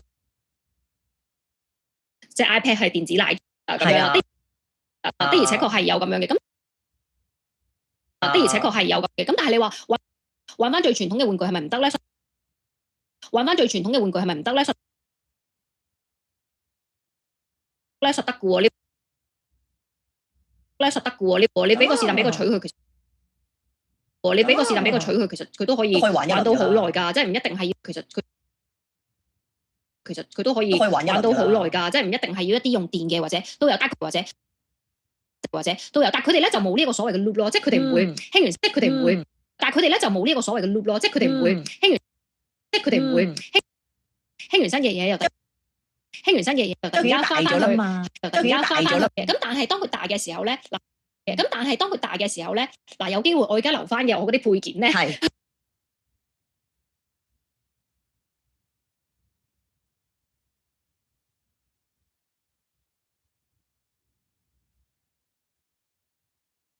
嗱有機會我而家留翻嘅係啦，孫會唔會玩嘅嘛？係啦，孫會唔會玩嘅嘛？係啦，即係譬如個 AirPod，第時可能係冇咗個實體嘛，係咪先？咁但係個 AirPod 咧，20年之後咧可能又好值錢啦，20年之後咧可能又好值錢啦，咁啊弊啦，斷捨離嘅時候留唔留佢喺度咧 ？Sorry， 我咁啊弊啦，斷捨離嘅時候留唔留？我好斷捨離，所以我會留到嘢，好犀利係啊！我好犀利係啊！我又留唔到俾佢，得我又留唔到俾佢，得嗱。但係呢樣嘢咧，for 自己小朋友就好大機會。得嗱，但係呢樣嘢咧，for 自己小朋友就好機會啦。我可以見證到呢件事啦，就係我得嗱機會啦。我可以見證到呢件事啦，就係我當年而家興緊嘅嘢咧，嗱遲啲，就係我當年而家興緊嘅嘢咧，遲啲一定會唔興噶啦，遲啲一定會唔興噶啦，因為過多5年肯定有新興嘅嘢嘅，咁會噶啦，因為過多5年肯定有新興嘅，咁會唔會留嚟我當18年之後，睇佢20歲，係啦，咁會唔會留嚟我當18年之後，睇佢20歲，係啦，咁就可能再興。咁就可能興奮啦，即係例如眼鏡咯，興奮啦，即係例如眼鏡都係，因為我想講我最新就係買咗副 Gentle Monster， 因為我想講我最新就係買咗副 Gentle Monster， 係啦，因為新嘅就係又新嘅就係又框咯，因為我正想講以前係好興粗框啊，同埋大噶嘛，又框咯，因為我正想講以前係好興粗框啊，同埋大噶嘛，咁連我哋唔同顏色噶嘛，咁連我哋潮流嘅末端嚟啦，潮流嘅末端去買翻副又框端嚟啦，潮流嘅末端去買翻副又Jenny 式新嘅眼鏡啦，Jenny 式新嘅眼鏡嗰隻啊嘛，係啦，即係我又未去買到最窄，即係我又未去買到最窄，因為其實佢有最窄一隻，因為其實佢有最窄一隻嘅，但我真心覺得自己 carry 唔到。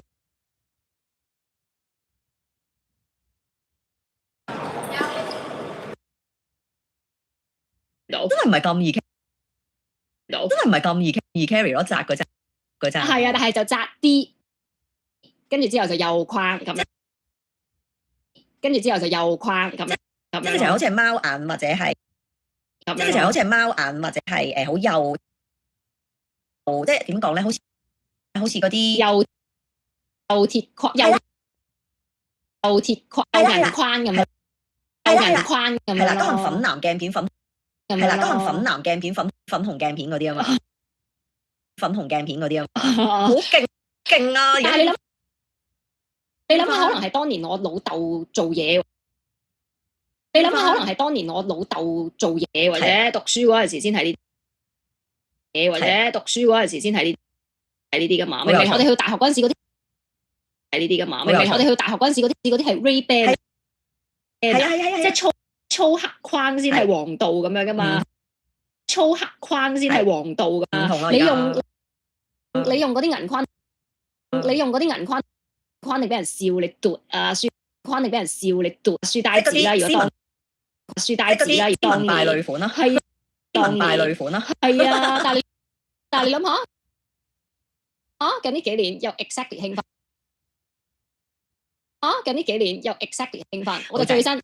真我依家去換緊嗰個鏡片，我未攞翻，但我買咗，㗎啦，即係我買完之後咧就去換鏡片，咁換完之後咧就去換鏡片，咁換完拎翻嚟咧嗱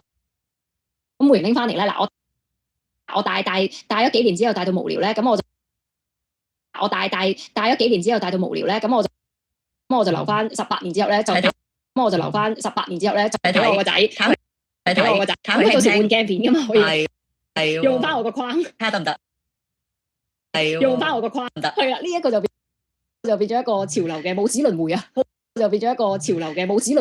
好犀利！好犀利！另外咧，我有一個玩物啦，都係叫潮流嘅玩物，我以前曾經有段時間咧，我都幾迷嘅，好細個嘅時候。我唔記得嗰陣時玩嘅時候幾多歲咧？跟住我前嗰位發現我有啲朋友咧，即係可能細我少少，嘅，即係唔係好細個，唔係 Gen Z， 但係佢哋都有玩，唔知大家有冇玩探下歌詞啊嘛？講我都知，我好記得啦，我一定係7、8歲嗰個階段咯。我唔記得，我一定係7、8歲嗰個階段咯。我唔記得，小學，我唔記得我幾多歲，我係有玩嘅，因為我同啲鄰居咧喺個走廊度一齊養噶。因為我同啲鄰居咧喺個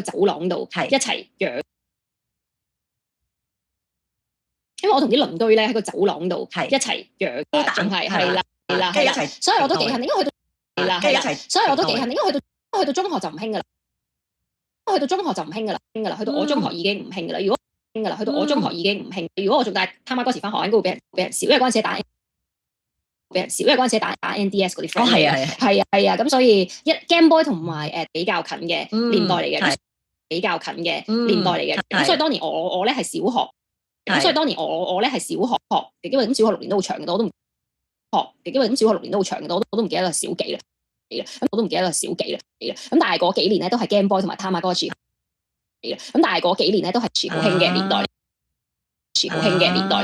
嘅，因為 Game Boy 同埋 Tamagotchi 都仲係黑白噶嘛，都仲係黑白，即係而家可以彩色噶啦嘛，即係而家可以彩色噶啦嘛，係啊，咪得仲係黑白噶啦嘛，係啊，咪得仲係黑白噶，有啲 Tamagotchi 好似為咗懷舊嘅款，式，佢都係黑，好似為咗懷舊嘅款式，佢都係黑白嘅。咁但係咧，而家啲 Tamagotchi 都升級版噶啦，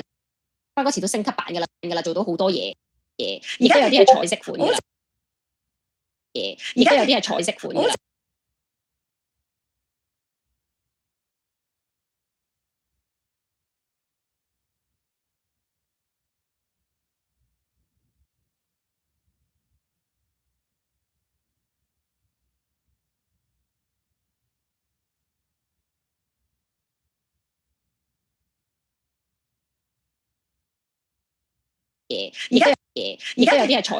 好似係呢個上次朋友嘅聚會啦，佢哋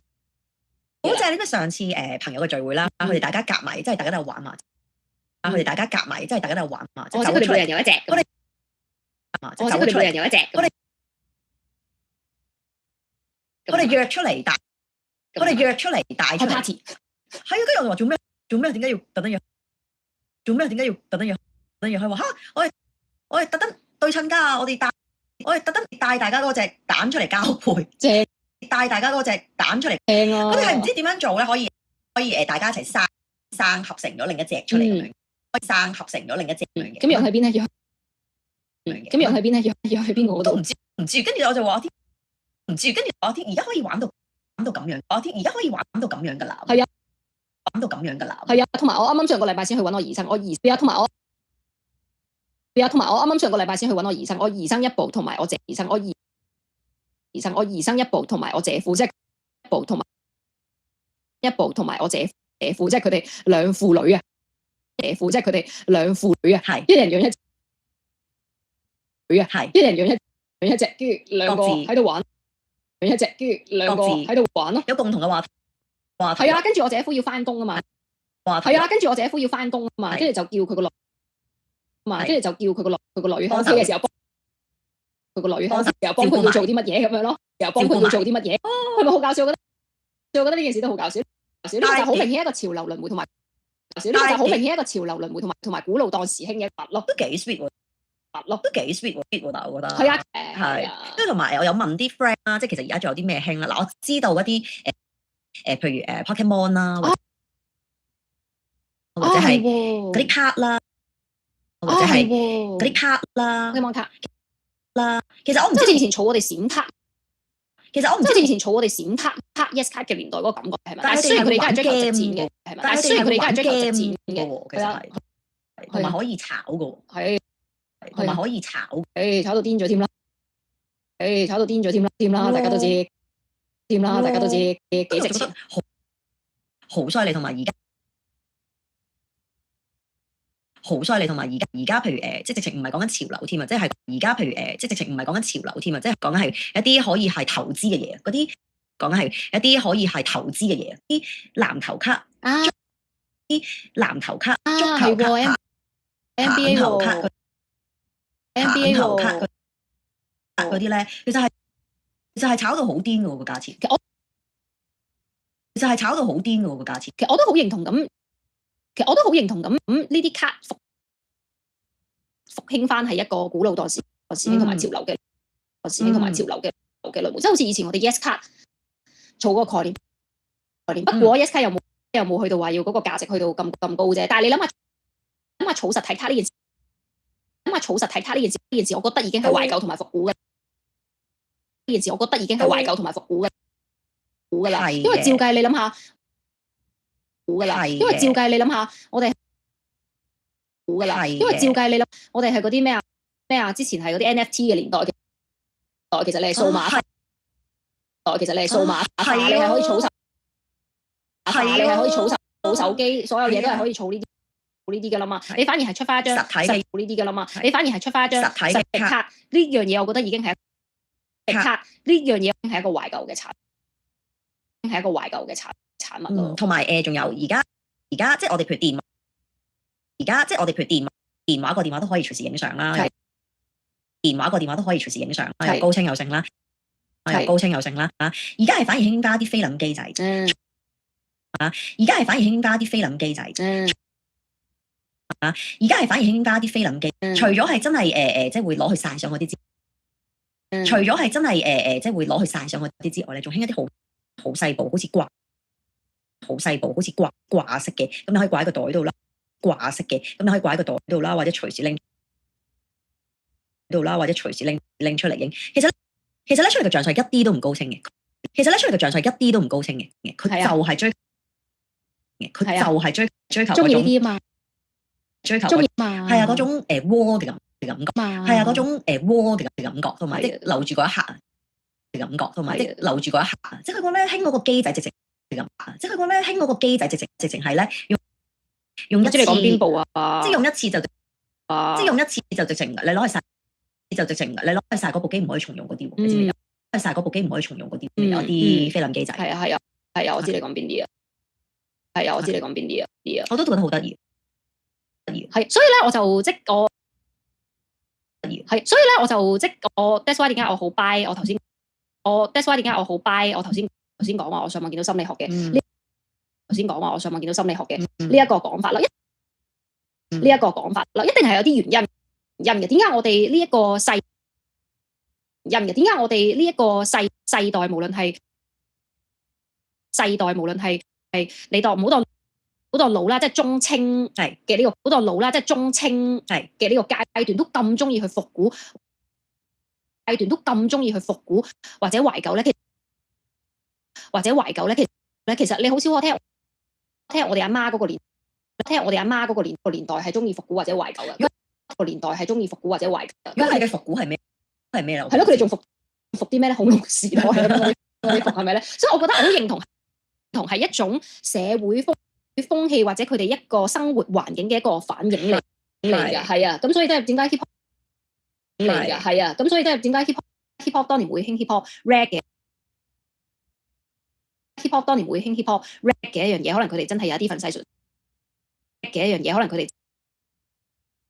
嫉嘅一樣嘢，可能佢哋真係有一啲憤世嫉俗啊，或者對政府一啲訴求，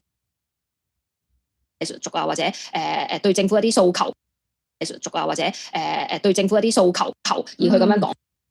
咁而我哋咁中意講，咁而我哋咁中意懷念，可能真係我哋太快啊，太快啊！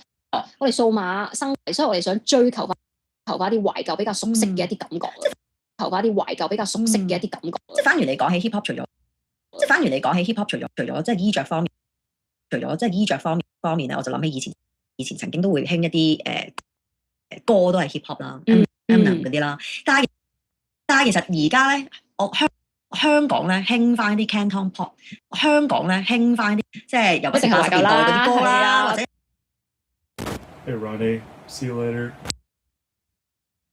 即係尤其是80年代嗰啲歌啦，或者前嗰排可能，譬如有套戲好 hit 啦，夜王咁都會攞翻 Sammy 嘅一首歌嚟，即係攞翻 Sammy 嘅一首歌嚟重新再翻唱啦。而家重新再翻唱啦，嗰啲歌咧當年咧其實都係被稱為係落啲會有得聽係嘛 ？disco 歌定係嘅版本 remix 版，但係而家就可能去一啲 party 咧，你一播呢啲咧，大家都已經係勁 hyper。因為咧，你個腦裏邊會有呢個共鳴感啊，即係因為咧，你個腦裏邊會有呢個共鳴感啊，即係你明唔明？你啲回憶感咧出翻，即係你明唔明？你啲回憶感咧出翻晒嚟，即係好似出翻晒嚟，好似我之前啱啱去 wedding，大家永遠都有一個 Canton Pop 嘅環節，即係你會着 FIFA 個前奏一播，你就諗起你讀書嘅時候嘅話，你就諗起你讀書嘅時候，一定會有一個共鳴，一定會有一個共鳴，唔係話你播緊即係唔係今年最潮嘅嗰個 K-pop， 今年最潮嘅嗰個 K-pop song 係可以攞到嘅嗰個回憶 song 係可以攞到嘅回憶感，所以係唔同嘅。所以點解我哋咁呢一代咁追求呢啲復古或者懷舊咧？的而且確係有佢嘅原因。同埋咧，你有冇一個感覺就係我成日聽到啲歌咧，你係完全唔知歌咧，你係完全唔知點解你係可以嘴噏噏去唱到出嚟嗰個感覺。一定唱到，點會唱唔到？點會唱唔到啊？點會唱唔到啊？啲歌咧，即係唔係淨係話係周圍街知巷聞咁聽到噶嘛？係周圍街知巷聞咁聽到噶嘛？即係唔會好似而家咁，可能譬如淨係手機聽啊，或者可能你要 download 或者可能你要 download 或者係啲咩平台啊YouTube 度聽。以前係真係可以一隻歌咧，你播出嚟 hit 啦，播出嚟 hit 電台啦，去唱 K 啦，同埋你行街咯，你行街周圍都播緊啊嘛，行街周圍都播緊啊嘛，係啊，所以以前你咪講一啲歌播前奏，大家已經即刻識得唱，咁但係點解而家啲歌未？咁但係點解而家未去到咁風魔咧？其實我都都係同嗰個當代嗰個影響有關，因為而家可能有版權問題有關，因為而家可能有版權問題啦，即係有好多就唔會好似以前去問題啦，即係有好多就唔會好似以前去紅得咁緊要一首歌，係啊，我覺得版權都係其中，係啊，我覺得版權都係其中一件事咯，即係好有趣，而家諗翻，其實勾起唔少嘅回憶啦。我唔知大家嘅一啲懷舊嘅嘢係啲乜嘢咧？或者你當年最崇尚嘅潮流又係乜嘢咧？咩嘅配搭咧？我都好有興趣想知道。係啊，大家可以留言同我哋分享。下。好啦，我哋係拜拜。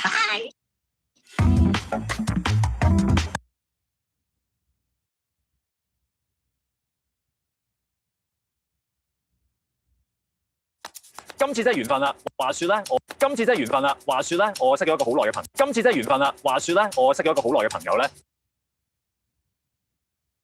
話說咧，我識咗一個好耐嘅朋友咧，就話想請我食飯，仲要食一啲好有特色嘅家鄉菜，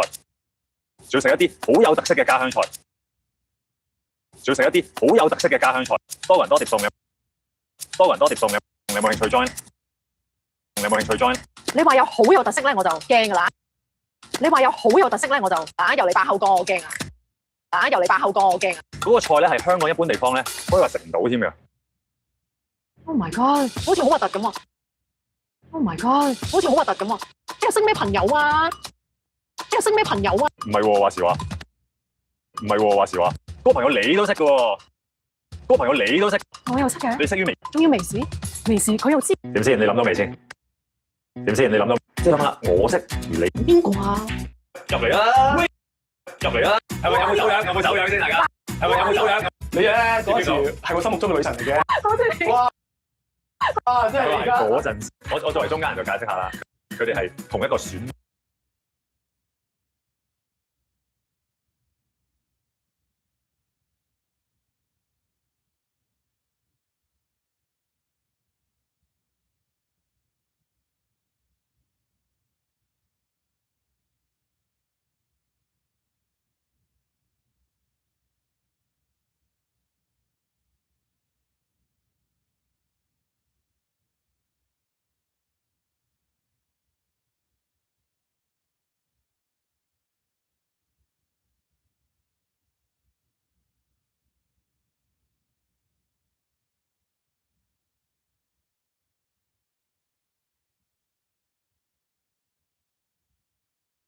E poi vende. Shane produce su domanda confermata, ma esso, come sempre, ha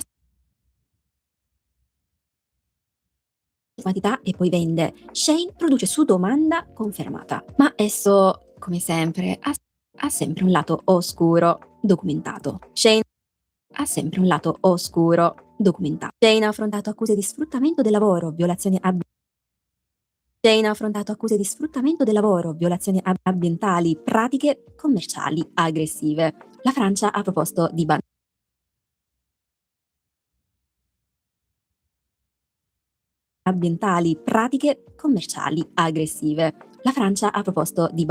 bandirla. L'Italia sta lavorando a una legge per tassare le importazioni ultra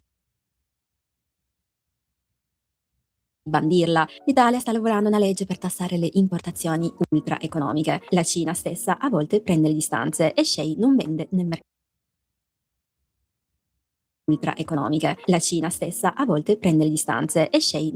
mercato cinese. È un prodotto pensato esclusivamente per l'export. Un brand cinese che la Cina non conosce, che ha conquistato il guardaroba di tutto il mondo. Cinese che la Cina non conosce, che ha conquistato il guardaroba di tutto il mondo.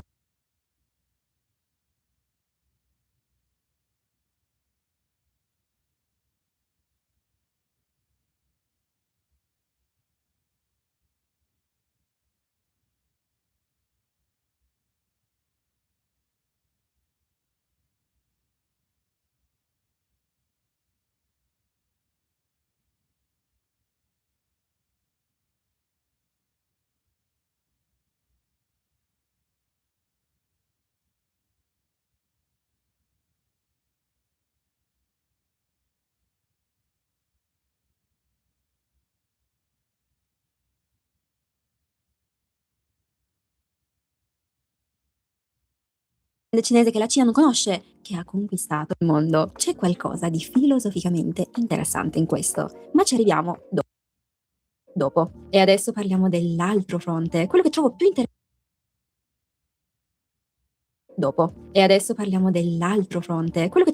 interessante. Seoul. Nel 2026 i brand coreani di moda di lusso. Nel 2026 i brand coreani di moda di lusso non sono più giocatori emergenti ai margini dell'industria globale.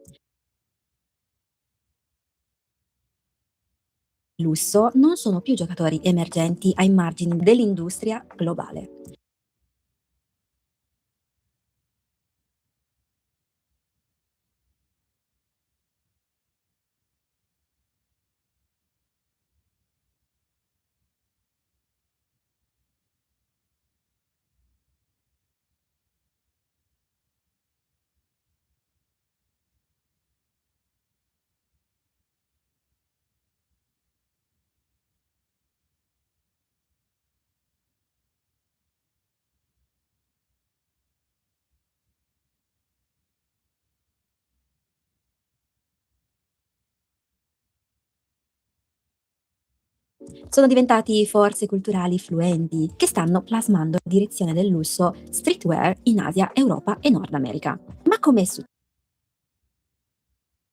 direzione del lusso streetwear in Asia, Europa e Nord America? Ma com'è successo? Con la stessa formula che ha usato il K-pop, la stessa che ha usato il successo. Con la stessa formula che ha usato il K-pop, il K-drama, la stessa che ha usato il K-food. Cultura prima, prodotto dopo. Ciao.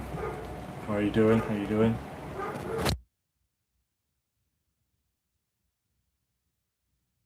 Il K-drama, la stessa che ha usato il K-food. Cultura prima, prodotto. I brand coreani hanno capito prima di tutti che i Gen Z non compra un prodotto.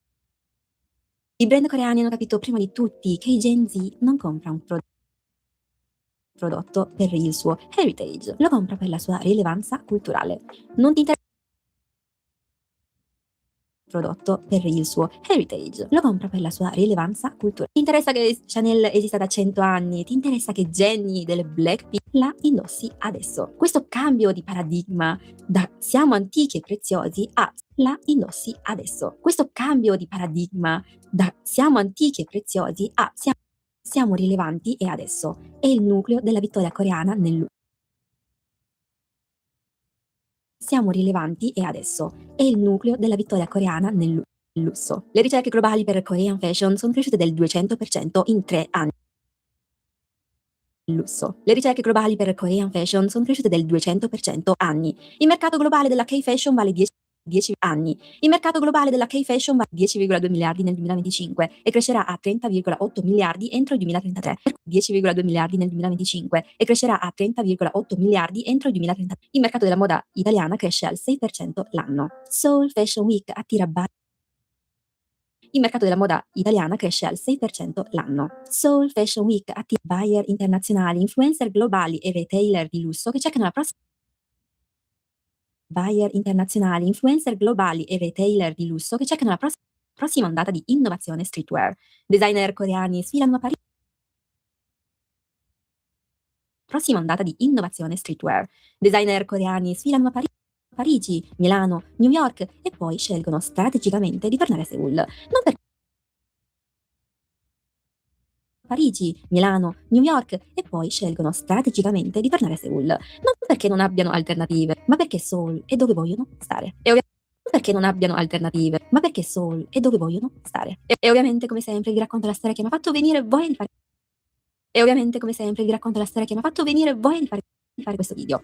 Gentle Monster. Fondato nel 2011 da King, brand di occhiali da sole, non di lusso nel senso tradizionale, qualcosa di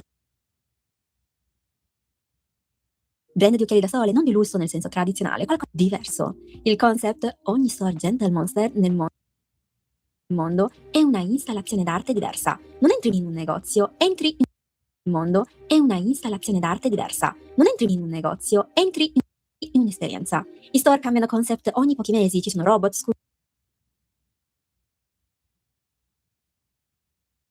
in un'esperienza. I store cambiano concept ogni pochi mesi, ci sono robot, sculture interattive, ambiti che sembrano set cinematografici.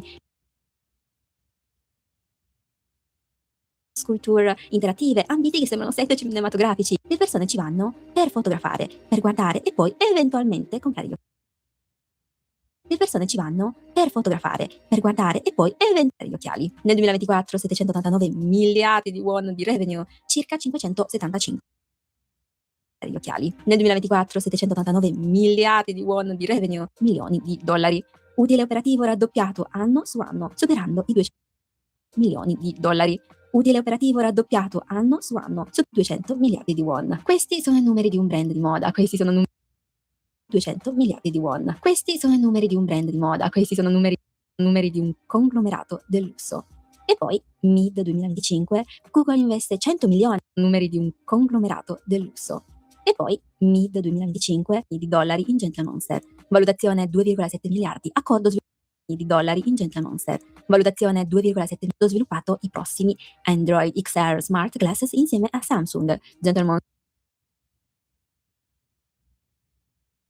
sviluppato i prossimi Android XR Smart Glasses insieme a Samsung. Monster disegna le montature, Google costruisce le AI, Samsung gestisce i chip. Monster disegna le montature, Google costruisce le AI, Samsung gestisce i chip. Che team. E qui possiamo dire che teamwork, non come i gruppi che ero costretti i chip. Che team. E qui possiamo dire che teamwork, non come i gruppi costretta a stare quando ero ancora a scuola. E adesso parliamo dell'Italia. Costretta a stare quando ero ancora a scuola. E adesso parliamo dell'Italia. Costretta a stare quando ero ancora a scuola. E adesso parliamo dell'Italia. Perché sono di origini cinesi e coreane, ma sono cresciuta qui. E questa storia mi tocca. Perché sono di origini cinesi e coreane, ma sono cresciuta qui. E questa storia mi tocca da entrambi i lati. A mio parere, e penso di tutti, il Made in Italy è il brand.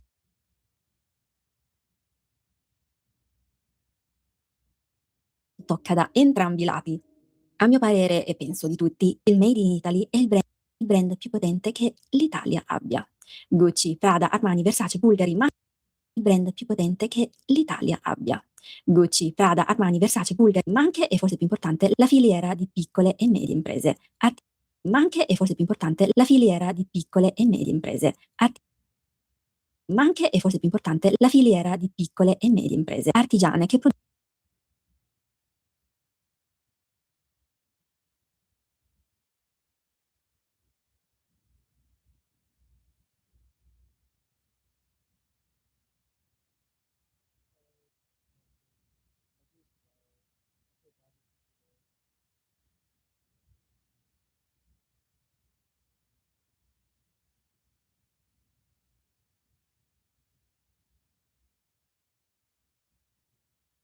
Eu notei que o Rio de Janeiro tem muitos filiados, mas nem todos são filiados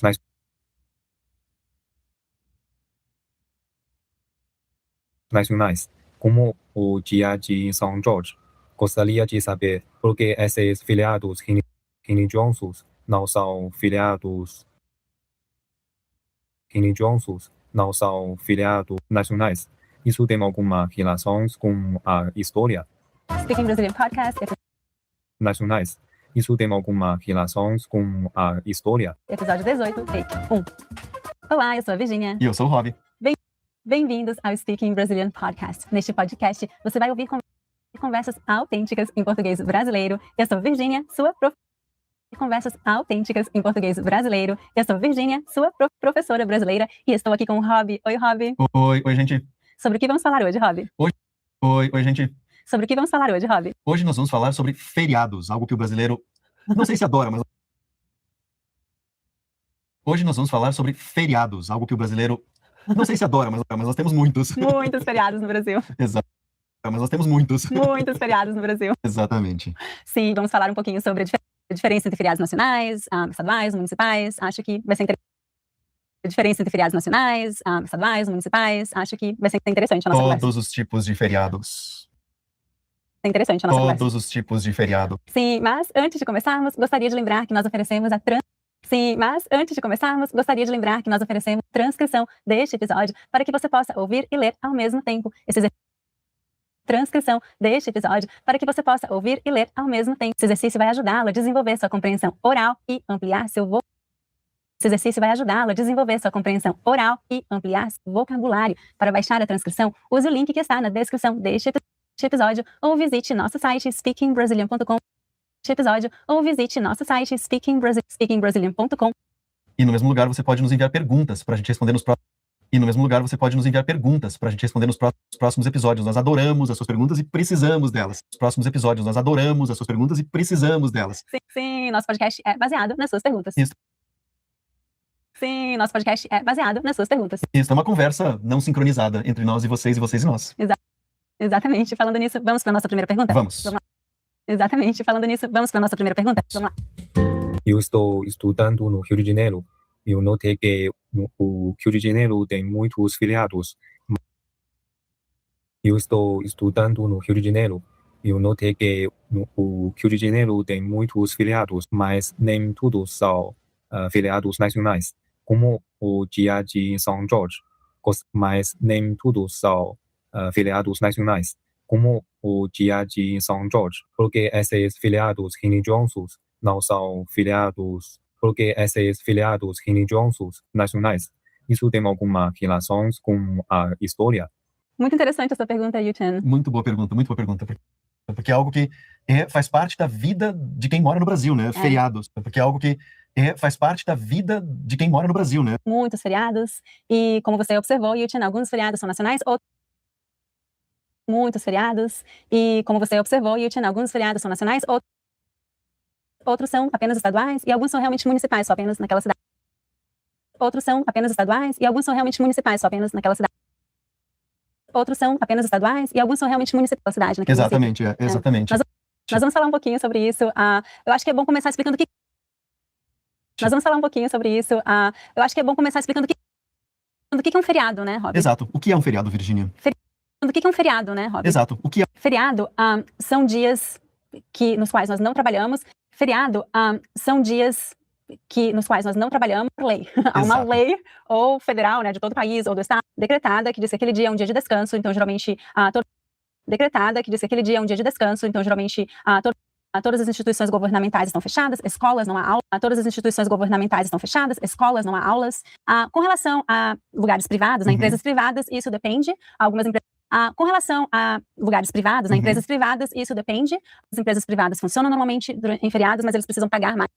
As empresas privadas funcionam normalmente em feriados, mas eles precisam pagar mais para os seus funcionários. Exatamente, trabalhistas muito rígidas ou muito claras, né, que abrangem todas as áreas. Então, trabalhistas muito rígidas ou muito claras, né, que abrangem todas as... Então, tudo é previsto ali na lei. Exatamente. E uma coisa que eu gostaria também... Então, tudo é previsto ali na lei. Exatamente. E uma coisa que eu gostaria também de esclarecer é a diferença entre férias e feriado. Muitos dos nossos alunos se confundem com esses termos, porque acho que muitos dos nossos alunos se confundem com esses termos, porque acho que em inglês muitas vezes usa-se o termo holidays para as duas coisas. Em inglês, muitas vezes usa-se o termo holidays para as duas coisas. Vacation, né? No português, há uma diferença bem clara entre feriado e férias, né? Exato. Feriado é o que eu disse, é uma lei, né? É um dia de folga por lei. Férias, né? Exato. Feriado é o que eu disse, é uma lei, né? É um dia de folga. Férias são mais pessoais, né? Então, cada pessoa tem seu período de férias, que geralmente você tira do trabalho. Tem as férias escolares, que geralmente você tira do trabalho. Tem as férias escolares, que daí é de toda a escola, toda a instituição, né, de ensino. Que daí é de toda a escola, toda a instituição, né, de ensino. A universidade tem período de férias, as escolas têm seu período de férias. Então, a universidade tem período de férias, as escolas têm seu período. Todos os alunos estão em férias ao mesmo tempo. Empresas geralmente são férias individuais, né? Cada pessoa tem o seu período de férias. No Brasil é muito comum individuais, né? Cada pessoa tem o seu período de férias. No Brasil é muito comum tirar um mês de férias por ano. 30 dias, É muito comum tirar um mês de férias por 30 dias de férias. Eu sei que nos Estados Unidos é diferente, mas é isso. Essa é a diferença entre férias e feriado. Exato. Férias é dentro da CLT, né, da lei das leis trabalhistas, você tem direito a 30 dias de férias, pelo menos por ano. E você tem direito a 30 dias de férias, pelo menos. E você, como você falou, tira quando você... E você, como você falou, tira quando você...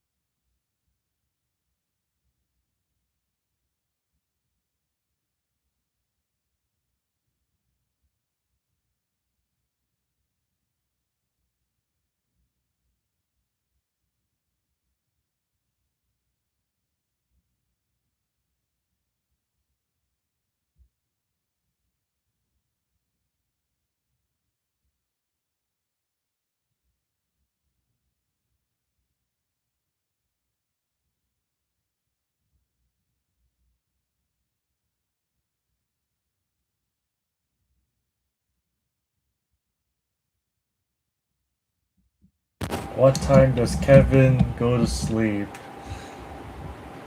Right now it's 11:30, so it's super early. Ciao, ¿cómo estás? Super good, man. How you doing? Whew. Just revolutionized my listening comprehension approach now. I didn't realize how much time it'll take now, but the concentration is insane.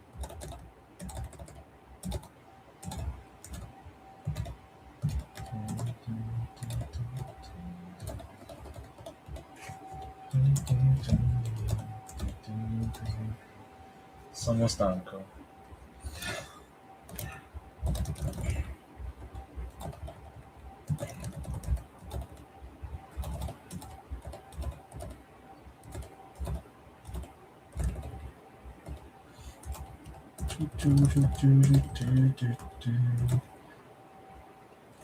Merriam American back at it again together. Well, you guys are patient enough to chill until my listening session. Thank you guys.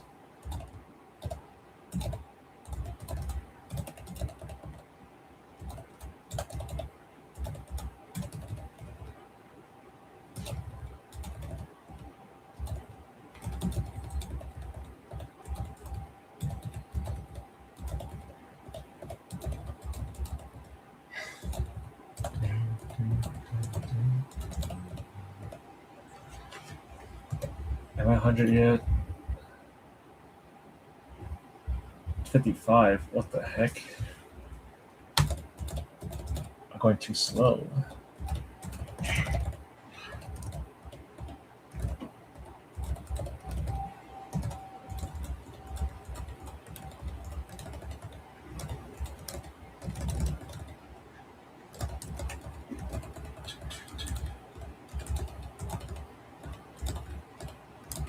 Hi, how are you?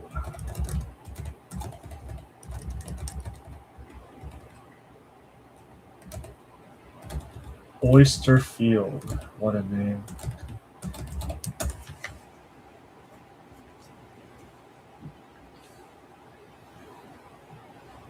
$79 almost.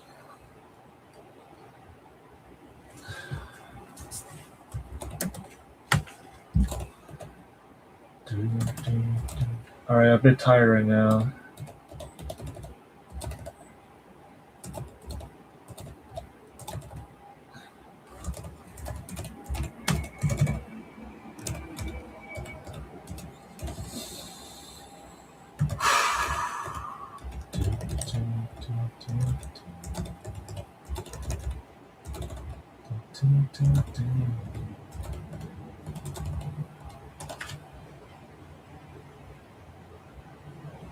$101, good. I'm running out of stuff to import.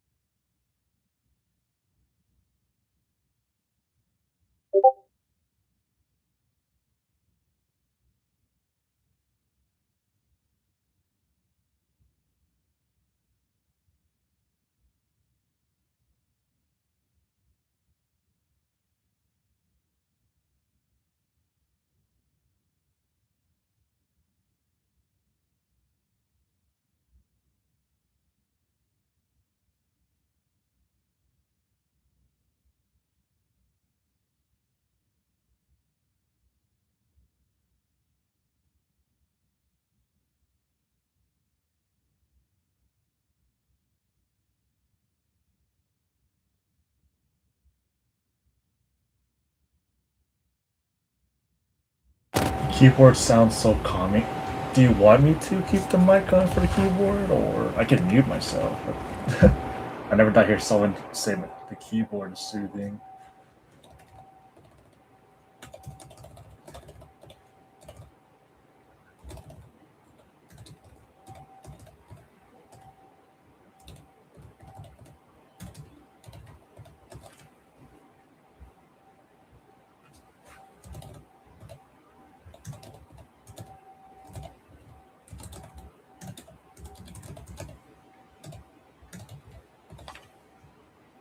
Yes, please. Okay, ASMR, sure. Well, at least you can hear how fast I'm going to the next word, so that's super cool, I suppose. The system's glitchy on me. What the heck, man? Oh, it's just legit this.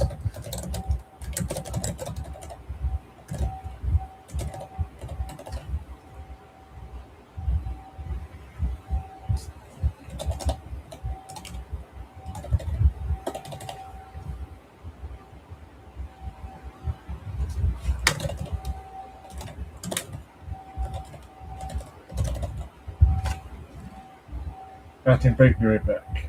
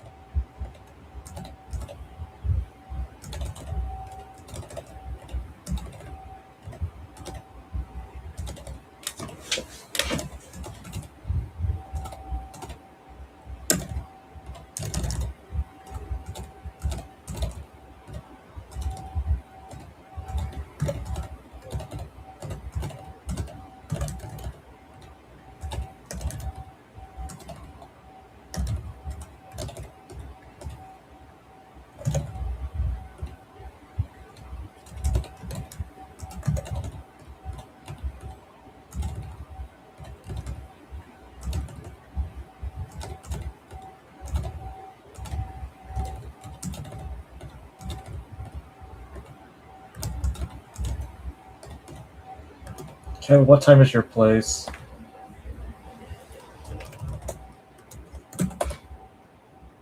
Air, try again.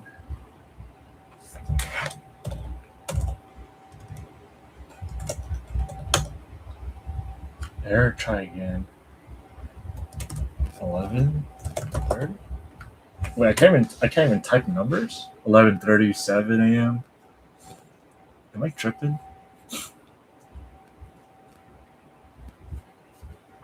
I can't even type letters here.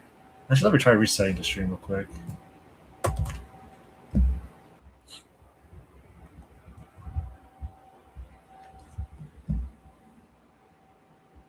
don't think it really matters. It's 11:37 here. Pacific California time. It's on west of the United States.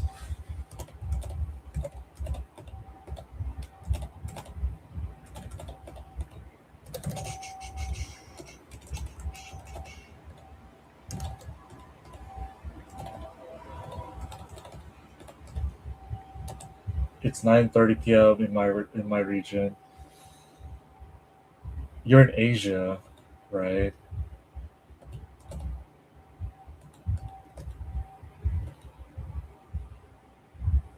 Or are you Europe? It's Asia or Europe? One of those two.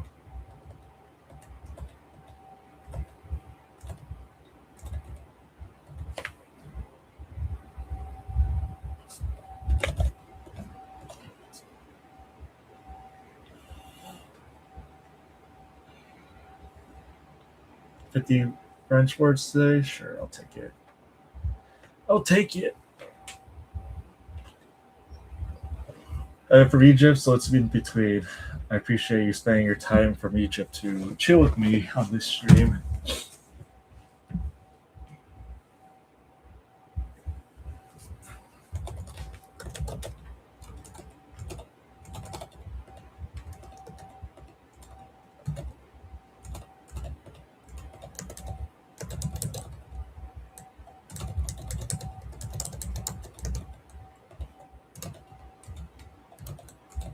Back. Hello, welcome back.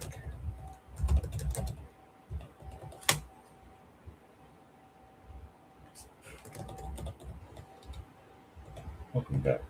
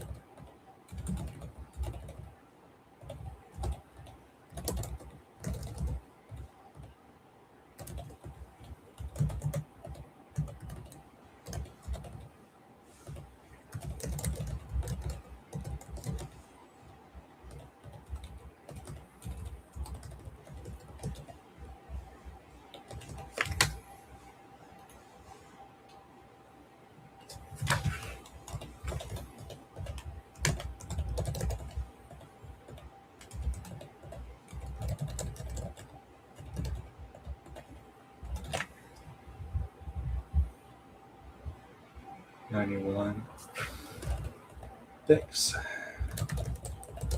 What are you guys doing right now? You guys studying as well?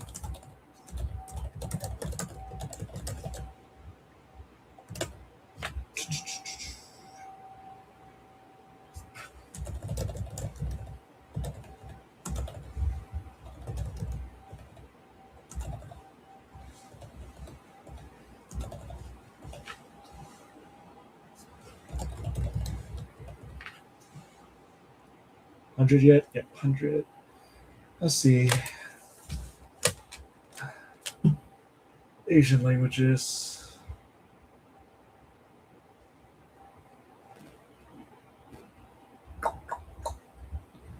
Watching and revising some flashcards. Sounds good.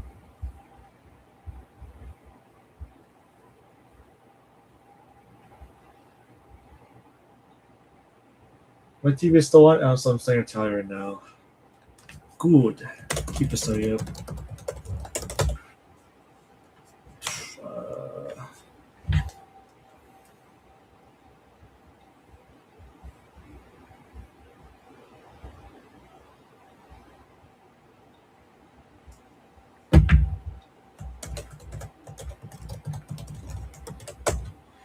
Seriously?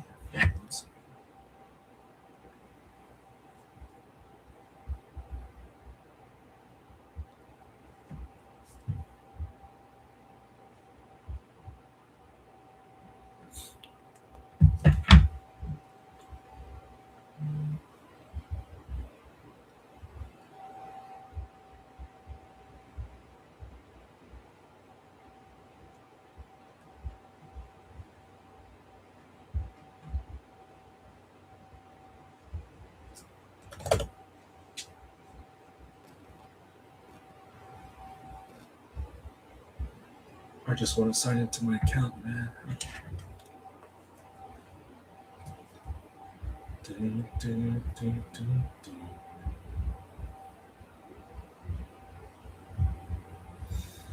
Uh-huh. That's weird.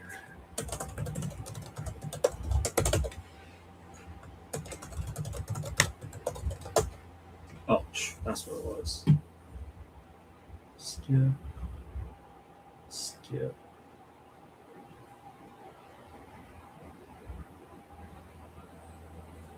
All right, let's do all the Asian languages.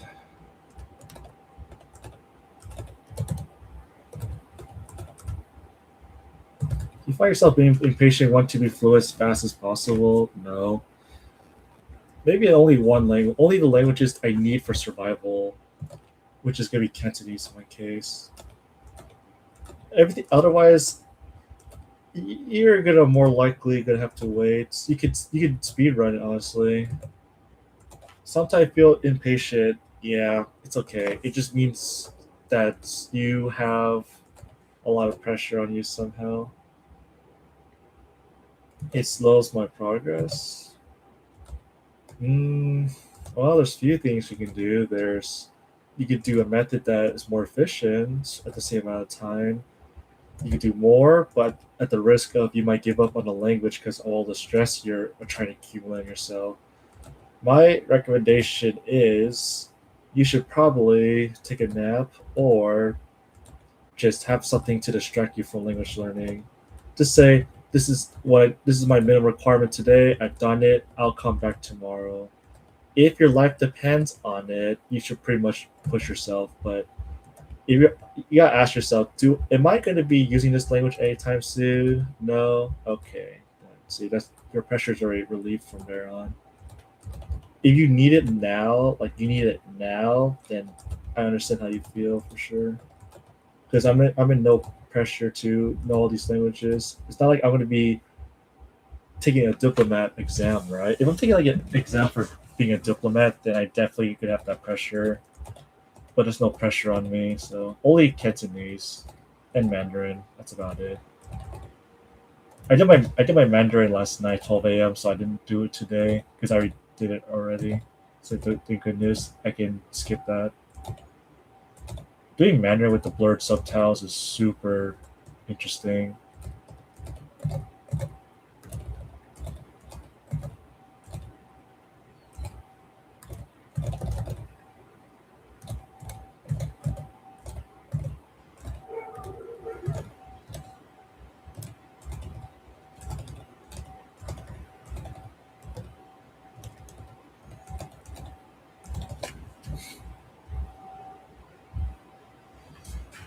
I used to feel impatient just for Mandarin, but that was a different time. That's why I first started.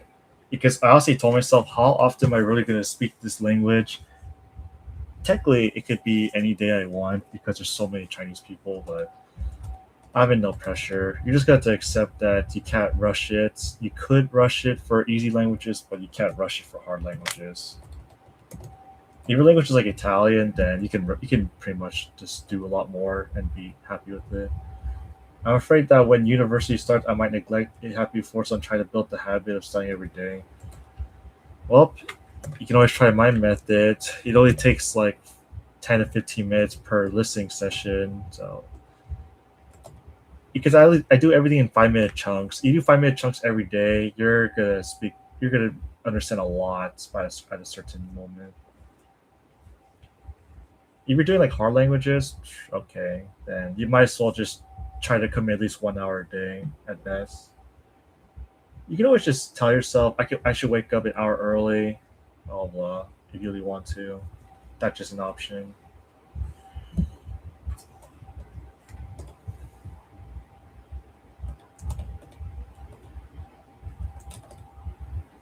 I'm actually trying your method. It's working for me better than studying from the textbook. Well, I don't want to be mean, but the textbook is, kind of slow for a reason. So we're fortunate to live in a technological era. So it's not like I'm using AI. So just don't think of me as super technological. But appreciate it though. Besides, you have someone you can always come and ask questions to, right? Because I'm always going to be here. I'm not sure how long, but I'll still be here as long as I study. Because every time I study, there's a camera on. That's it. How's your progress for German? Good question. Slow. Well, because I don't do I do the bare minimum. But since I discovered about the blurred subtitles of Language Reactor, it's about to be more effective, but it takes a little bit more time. It's boring focusing on grammar more. Grammar is ass. I'm gonna add a session to this after I learn my words. I'm gonna do Google Translate session, so you can technically get the idea how I would tackle grammar. Just don't ask me how to tackle like Russian and Korean and Japanese. To be fair, I don't think there'll be much of a problem, but you just have to do a lot more work for those, like maybe 5 to 10 times compared to like Spanish, right? Because different grammar system. Obviously, you're gonna have to do more work.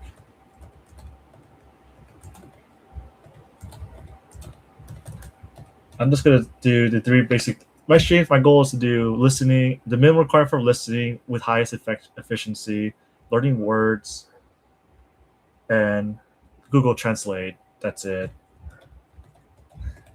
I'm pretty much skipping the shadowing thing until I only do shadowing bare minimum. Unless someone tells me they can understand me, then I have to shadow. That's about it. 4, it is rewarding, right? What is rewarding?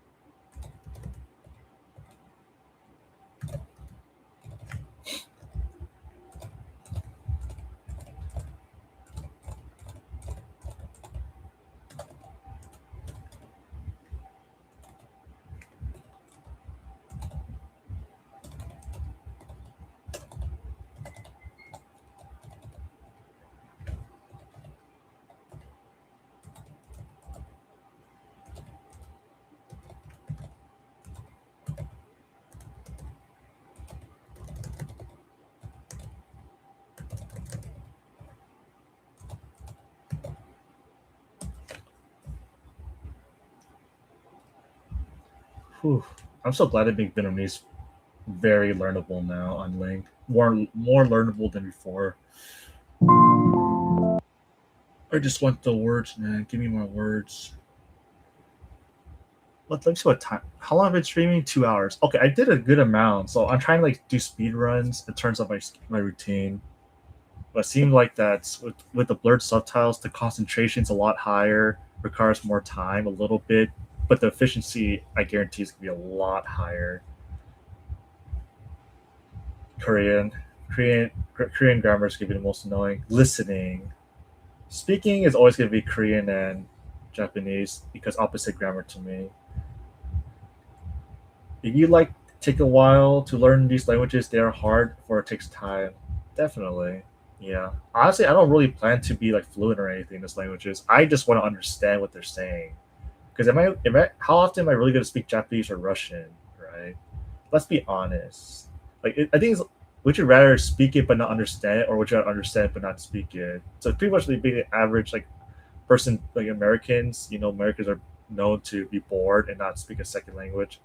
I'm okay with just like understanding everything but not speak, because if I go to Japan, right, I only need like few words to say, but if I understand them like very, very well, shit, man, you can have a conversation just based on that. But if you can't understand what they're saying and you know how to say few words, you're absolutely useless in that case. But at least you tried, right? So I always so big on listening, no matter what. Everyone tells me, "Why don't you speak?" Yeah, I better listen more. If I speak, then I speak. Because in reality, you're going to be mostly listening 99% of the time. Unless you're like an extrovert, like you need to go out and find people to talk to, like your life depends on it. Or if you know Marvel and Galactus, who eats planets because he needs to survive. Okay, then I guess practice speaking. Like Galactus, right? He needs to eat planets. So it's like the same concept. Do you need to speak now? Like he needs to eat now, so but if you don't need to speak, then just listen a lot, enjoy your content, and when you speak, then just try to increase your vocabulary by speaking. That's really not that hard, honestly.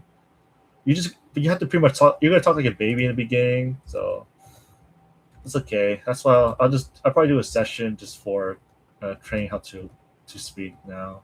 I have about 30 minutes with you guys left. I'll try to find like the right routine. 84.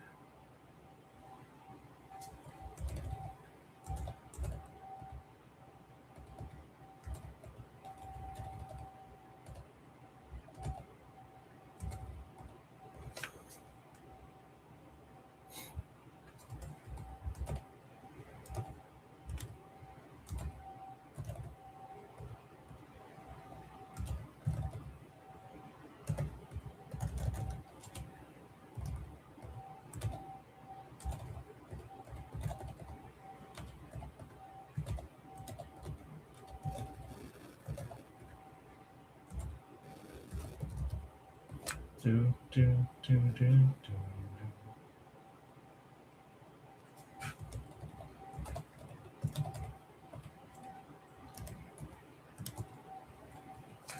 Oh, it's glitch. Is it glitch? No, it's not.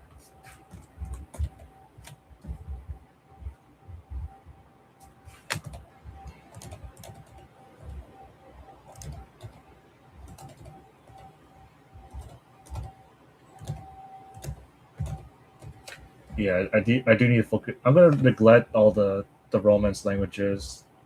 In terms of vocab, I have a lot of vocab for those. I don't really need to, and it's so easy to guess the future words. I don't think I have to worry about anything for now. Asian languages, though, no chance. If you don't know the word, you're completely screwed. If you don't know the word. All right, so I done Vietnamese. That's one Asian. That's two. That's three. That's four. Mandarin Chinese neglected. So Google Translate. What's first on the list? We got. Shoot, okay, sure. We'll do Mandarin first. I can use the bathroom, so let's reduce this to that. That's. I'm gonna have a tally counter. Like, I don't know if you guys know what the tally counter is. Super useful. You want to count your reps, especially if you ever do my Google Translate approach. A tally counter is going to determine your entire speaking future.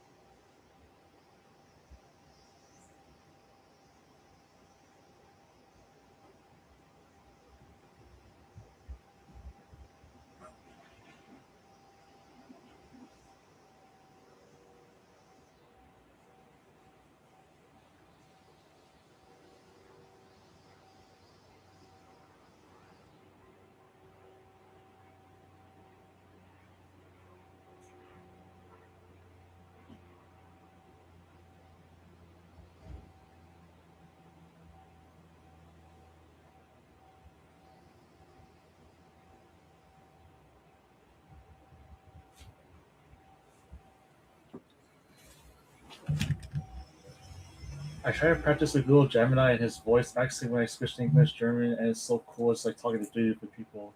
So I use AI for that sometimes when I want to practice speaking.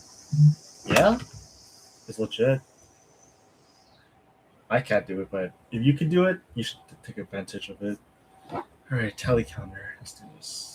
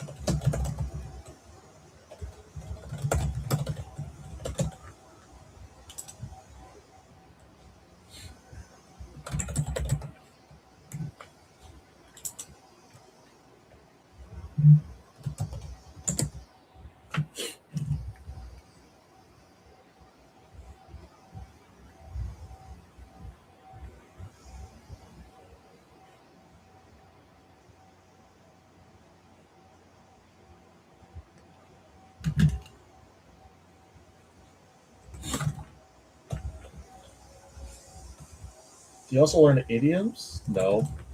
I should. You could. I personally don't directly. I just like whatever my brain wants to say. This is what my brain desires to say. Sounds like a religion.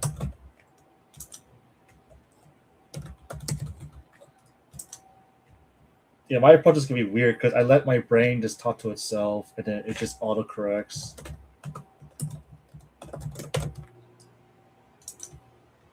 You should try it. You do like 100 reps of this a day, you're gonna realize that your brain could think a lot. Like a lot.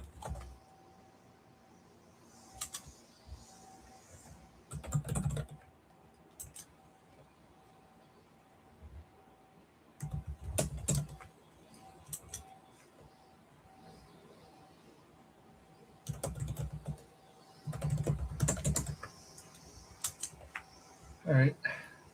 That's 1 rep down. What's next on the list?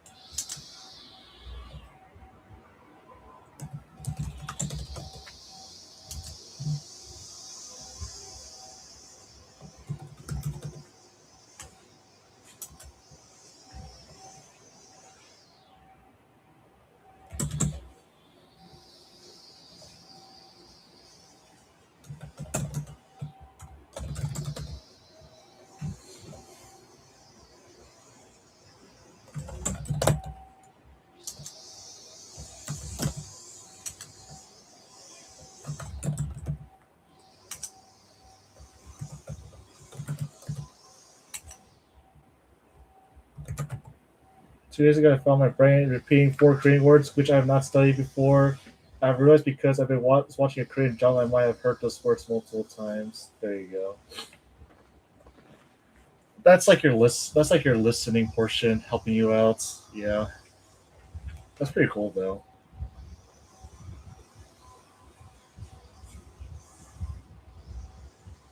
Ooh, how do you say that word?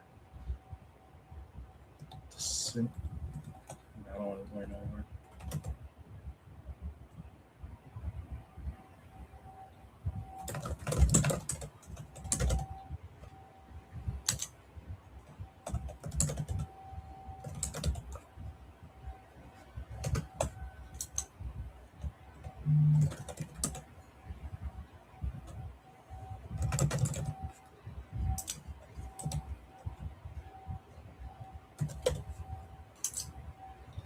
That's 2.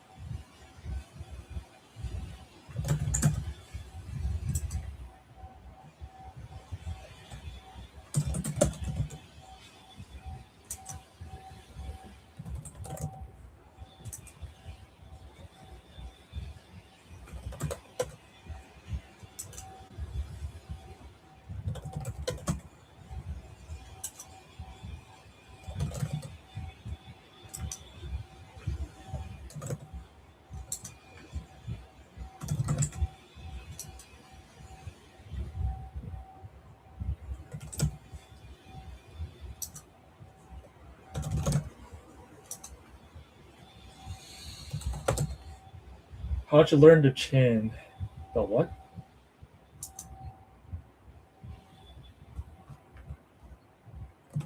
Chinese characters. I use Link. Only Link. And I'll show you when my keyboard lagged. When I first did it, I used the phone for the first 3 years. It was very painful. So the best way for me to describe is if you have Link on your phone, this will be a lot easier.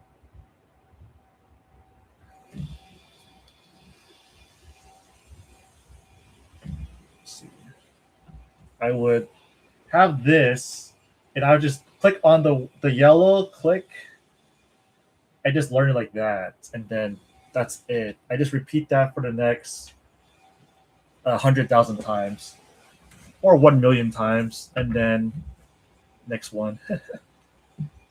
I have it on my phone and laptop. I recommend in the beginning you use your phone, and when you start attaining more and more characters, switch to the computer for speed.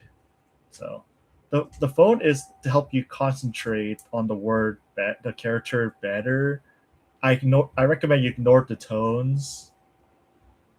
That's my biggest advice. My biggest advice to learn the characters fast: ignore the tones.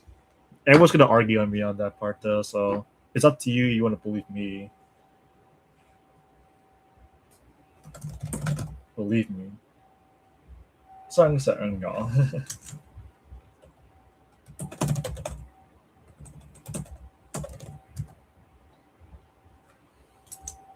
Yeah, the tones are so confusing. Yeah. What level are you in Mandarin? You can be honest. I can just give you the general idea of what I think you could do from here on. You can tell me about HSK level, whatever European scale, whatever works. I don't really care.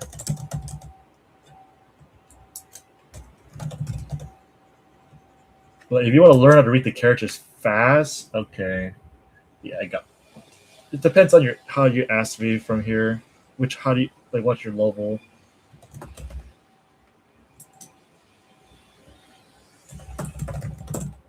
A tone, 收字 A tone, 收字. Alright, what's next? French. Oh, my favorite.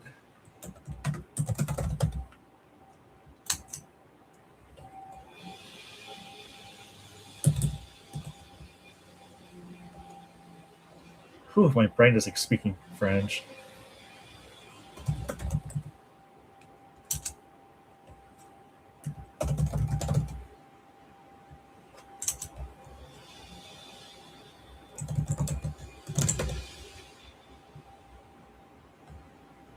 Yeah, my rule about French is that if there's a word you're trying to say and it's the cognate, you ignore it and move on. So I don't count the cognates on my counter, which makes it a lot more challenging.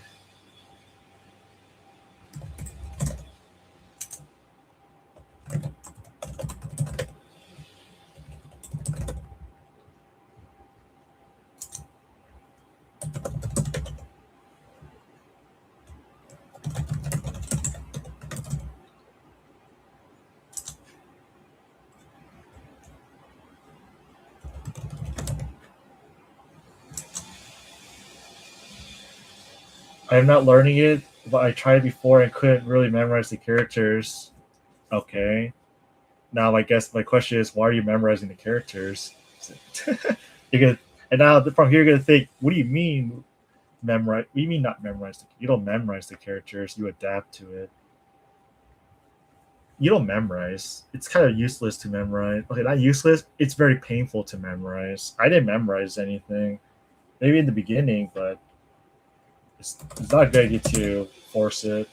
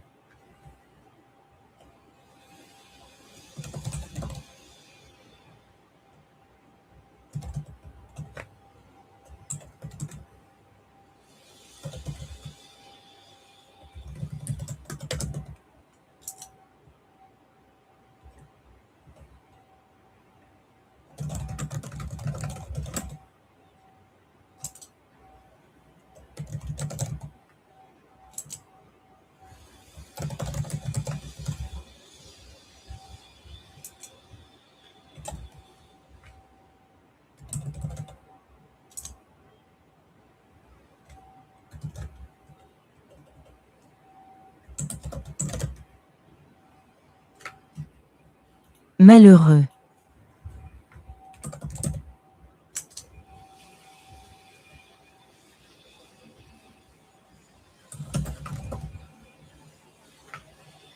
Peigner ses cheveux.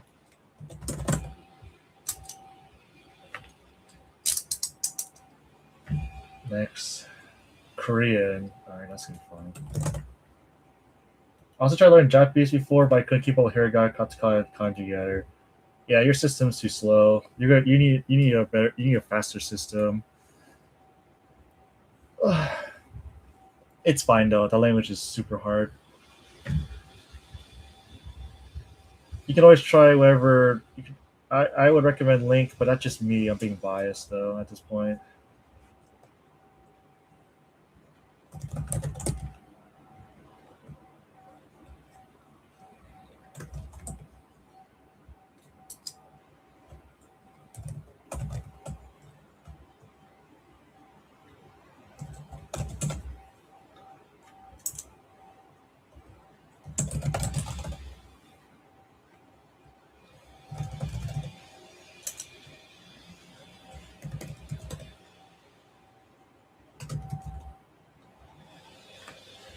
And somehow I thought I could learn 9 languages at the same time, but I failed. That's fine. Learning 9 languages well is a whole different task. I don't know if I can do it. I just do it. I'm just doing whatever. Do you, man. Do whatever you think is best for you. So you can type that.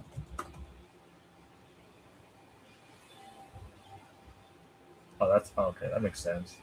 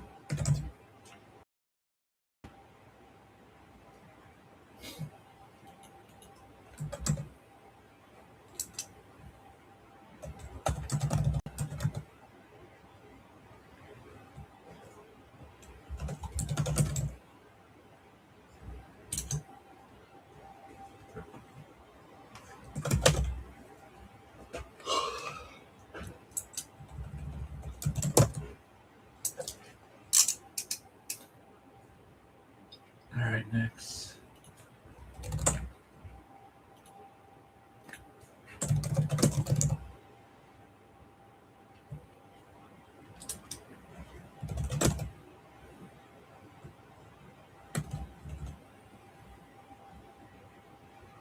Why do you turn all these words to flashcards? It might be easier because I don't look at the flashcard. I don't ever review flashcards. Flashcards to me is like cheating, so that's just me though. I want my brain to produce whatever it wants on will. Flashcards is like it's basically memorization. And technically flashcards help you learn words to read on will though, that's a different story. I could do flashcards, but it's not what my brain wants. So, what my brain wants is something I can't control. Like for example, if you're talking to someone, you can't just pull a flashcard phrase out of thin air. You could with a lot of repetition for that scenario, but how are you going to practice for that scenario? So it's better just to have a bunch of vocab prepared and then you just pretty much mash them together and then you communicate. It's like two different ways. So flashcards is a structured system. Mine is not structured. Mine is spontaneous. It's like the difference between preparing a PowerPoint presentation a few months beforehand versus preparing it like an hour beforehand. So it's like the same thing. So I don't do flashcards. I never done flashcards. This is the closest thing. I just imagine I'm creating flashcards and then it gets nuked the second after I created it. So I got through them quickly 3 times. The IQ for words. I don't usually memorize all of them. Yeah. Well, to be fair, when you look at them, you're kind of giving your brain. So don't forget. So I usually claim this. So you and your brain are 2 separate entities. So when you're doing flashcards, you're training your brain, but the brain, it doesn't want to do exactly what you want. So for example, if I want to learn the word car, okay, I use this every time. If I want to learn car, myself wants to learn car, the brain would say, F you, I don't want to learn car now. I want to learn screwdriver. It's the same thing. We learn words to read, and then a month later, you realize that, okay, I understand this word. You don't know how you learned this word. Okay, it's because your brain decided it wanted to learn the word later. So basically, the idea is that if I were to create the flashcards, I'm doing it based on. Sorry, if I'm doing Google Translate, it's because I want to let my brain do whatever it wants. Like I don't have control; the brain has control. It's super confusing because it's not provable. So imagine this: when I'm reading word, if I'm learning a word, right? I want to learn car, so I force. So what a lot of people do? They make flashcards. They have lists of words. They keep reviewing over and over and over again, but that's short-term memory, and then you're gonna forget it instantly, right? Because you try to force your brain to learn that word now. So that's called memorization. So if you learn the word car, it wants to learn that word car like 2 or 3 months later. It'll just come out of nowhere, right? So we read a sentence you never seen before, and all of a sudden you know what the words mean. It's because your brain decided it will learn later, but you just didn't know when it learned. So I want to learn screwdriver, but the brain says, screw you, I want to learn screwdriver. Sorry.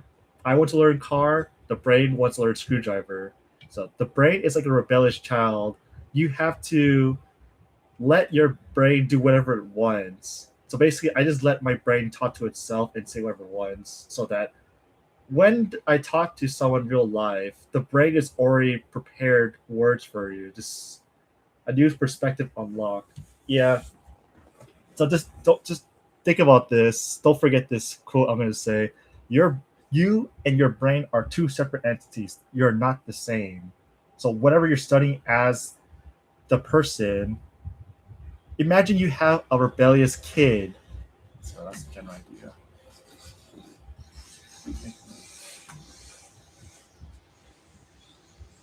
So imagine you had a rebellious.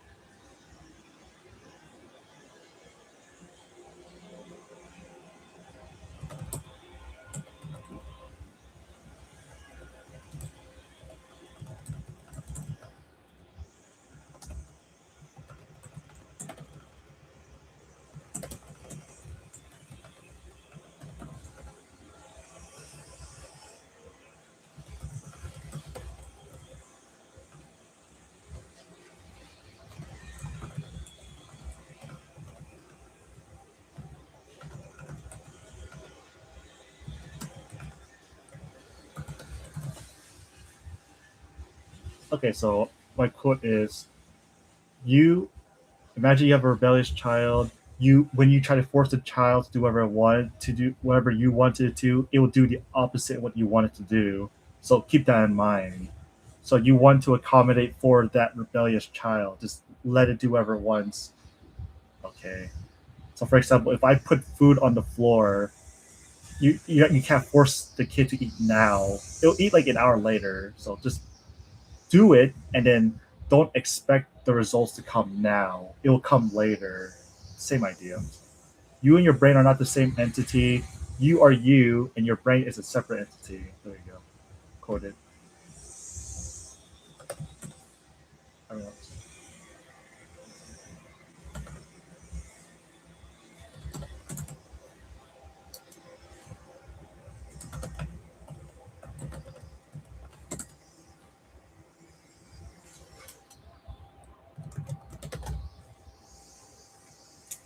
It sounds like it sounds very spiritual because it's not provable.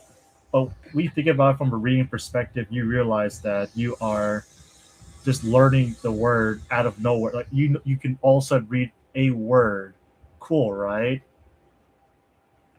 Yeah, I tried to pretty much give you like a psychological perspective, which is cool because so one day you learn a word, but you can't force yourself to recognize that word when you read. So all of a sudden, like a year later, you see this word, you're like, holy crap, wait, I know that word all of a sudden. That's what everyone says as the reaction.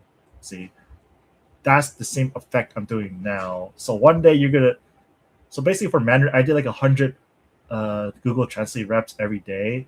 I let the brain do whatever it wants. And then when I'm on spot, like you can't just pull an exact flashcard phrase. Like this is called sentence mining.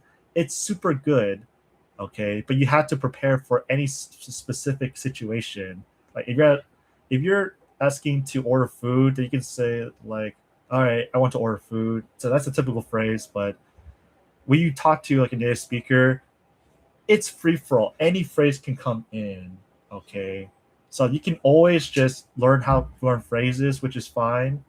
But then there's a whole different category of, okay, you have a bunch of extras on the side, a bunch of words on the side, so you can prepare to use it anytime you want. So I would say that you have a reserve.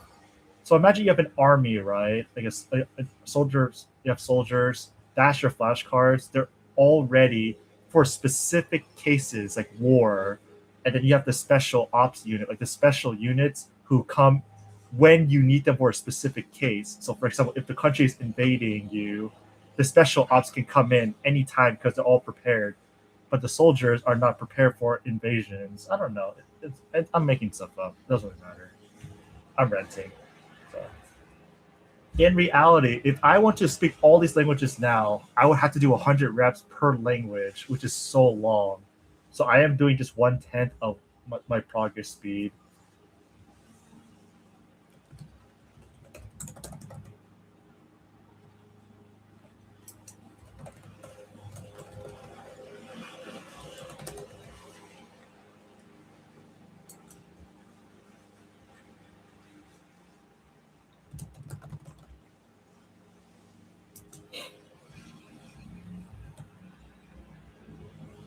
That's a good example, actually. I hope it makes sense. I just said a bunch of words and yep. It's okay. One day, if you were to do flashcard methods, you can do it. Just make sure you have it for the exact situation. Like, how are you? Like, okay, you can definitely use it for how are you? I'm good. How's your day? Like, you can learn that phrase. But you can technically use a bunch of words, put them together, and do the same thing. Like, I am good. So compared to I am good, that's one phrase. So now you have I focus on individual words. Okay, so afterward, I am good. See, now you create the word phrase I am good. So I chose individual letters compared to phrases. So for example, if you were to talk to like some CEO, right? You can't just use the phrase how are you? And then okay, that's a good start. And then you start talking about, so what are your opinions about like the political system? Like that's super hard. Okay, so you're gonna need to find a bunch of words for political. So you can start with I think that the political system is different. See, like that. So you have to prepare for spontaneous cases, which is most of the cases. So the difference between my method is you're targeting individual, you're preparing individual words compared to people.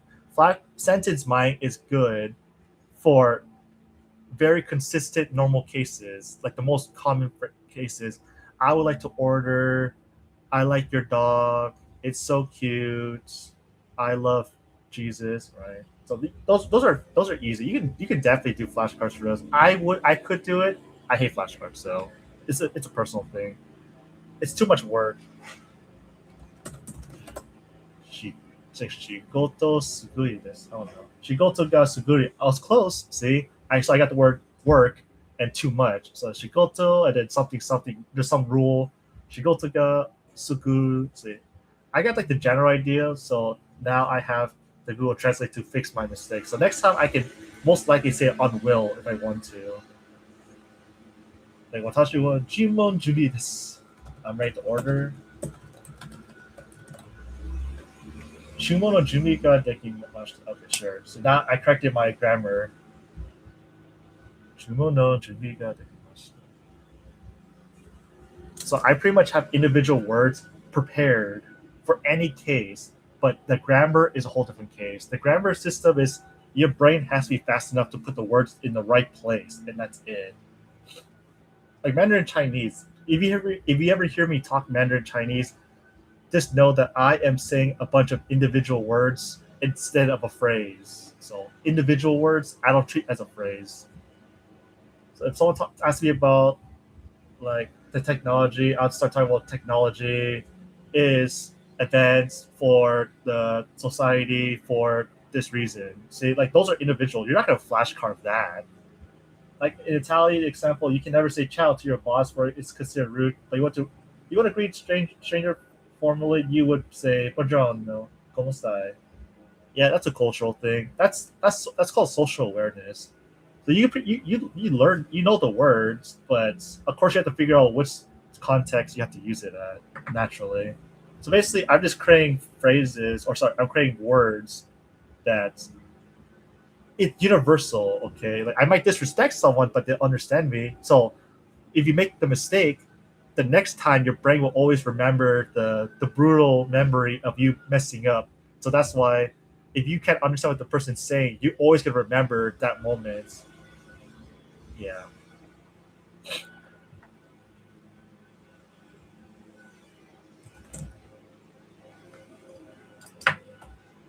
Itori tokuni when I'm alone, blah blah blah. Itori de iru toki. Nah, that's a new phrase.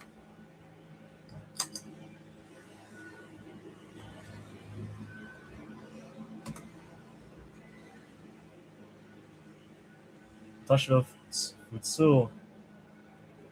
Mizu wa nomu mashita. So I just say when I'm alone, I usually drink water. So like I'm creating words out of will. Hitoria iru toki tatai mizu o nomimasu. Okay, so I was like close, but not exact. So now I know something new. Too many rules though. Chigaimasu.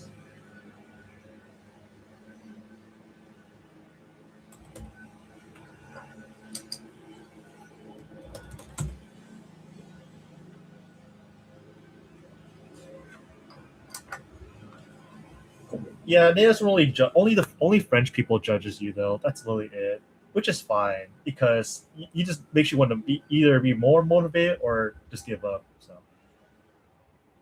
it's only the French that judges you. They'll tolerate it, but eventually you want to get really good at it. So your motivation, dedication to the language depends on how much the other person will judge you. That's ironically another factor, judgment.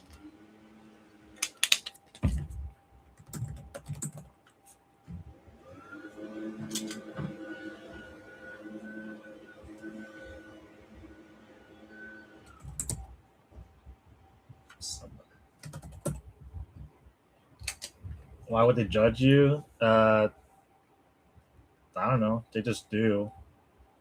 Some people are just assholes. Okay, like so there's always gonna be like one or two people that just say, "Yeah, I can't understand what you're saying. You suck." So there's always one of those guys, and then there's like maybe 70% of the time. Oh, thanks for trying to learn a language. Okay, if it's obvious you're a foreigner, they'll say that. If you're not, if you don't see like a foreigner, like you look like them a little bit, and you don't speak well, they just judge you. Like, why do you speak like this?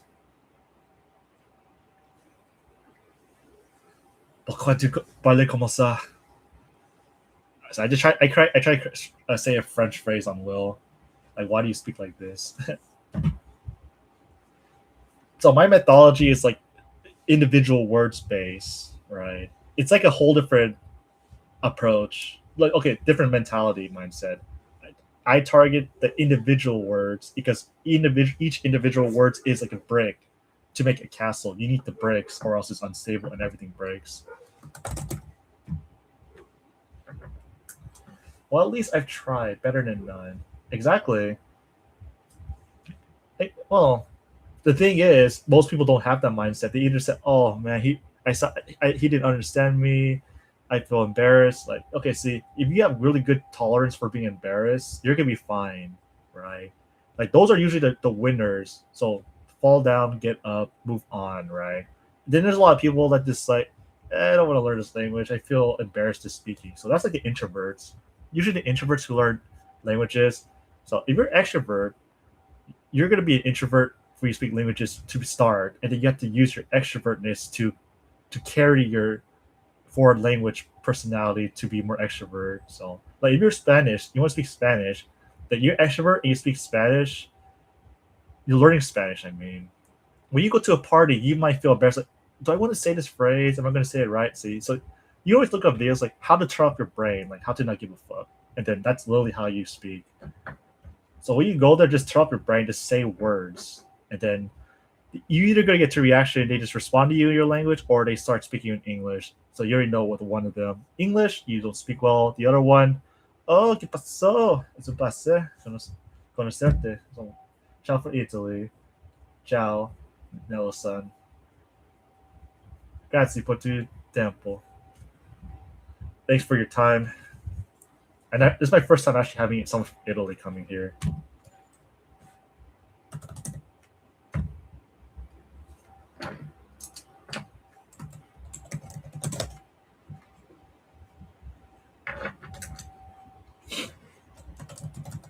I say greetings. Sites.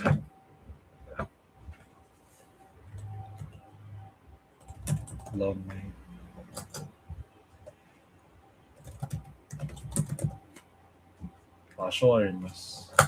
Okay, sure. Alright, what's next on the list? Portuguese. 2 more languages I'm ending the stream. I'm introvert, but I know that making a mistake is hard language learning. True. That's why you do all your training at home, right? See? You're listening to content, you're technically training in like introvert. Well, because you can always, the extrovert, super extrovert ways, they go out in public, they talk to someone, they ask them, can you say it again? Can you explain what this means? Right? That's like a super extrovert approach.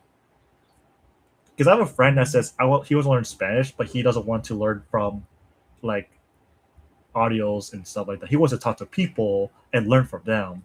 And guess where he's at? Still speaking English. That was 5 years ago, by the way. So you have the patience to be at home and study. You're good. Because when you're listening, you are pretty much equivalent to simulating yourself in real life. Talking to someone, oh, you don't understand them? Rewind, transcript, and then you listen again. See, you're pretty much simulating yourself in a real life situation. So I gave you another perspective.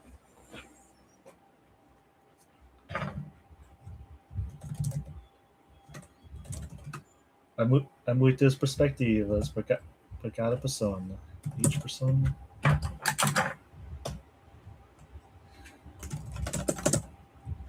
Ter em mente. Cada persona é muito diferente. I can always just speak out loud if I want to, but Stephen Krashen says speaking does not practice. Shadowing is practice though, so that's a cool mindset to have. So if I can't speak to practice, I'll let the Google Translate be my speaking.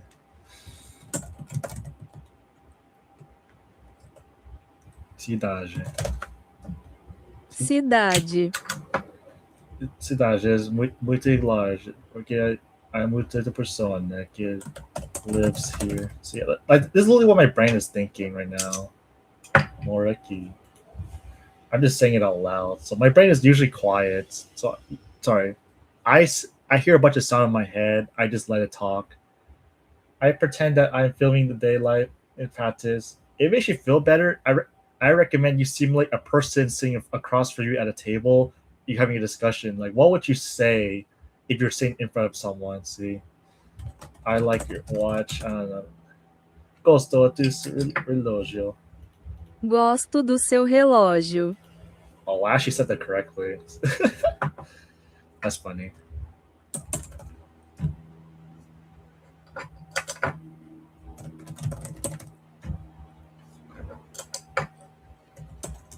Simulação. Simulação. Simulação.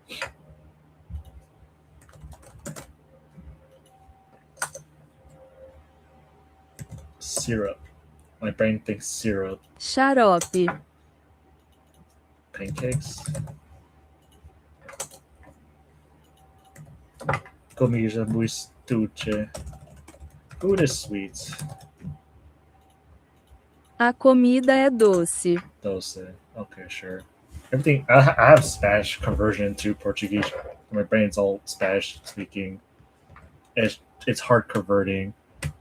Your brain is like a whole entire computer system, so you might as well just abuse it.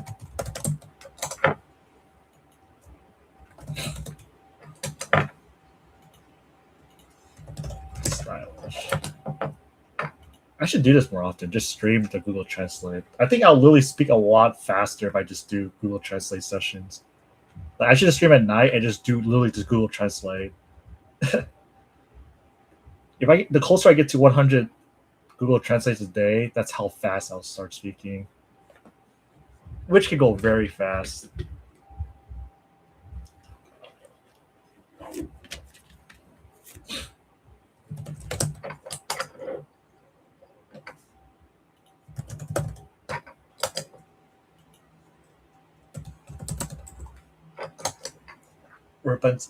Reabastecimento. Reabastecimento. Reabastecimento. That's funny. All right, last language, and I'm cutting quits.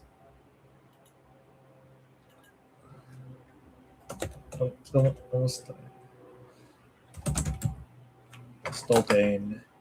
Sto bene. Oh, reset.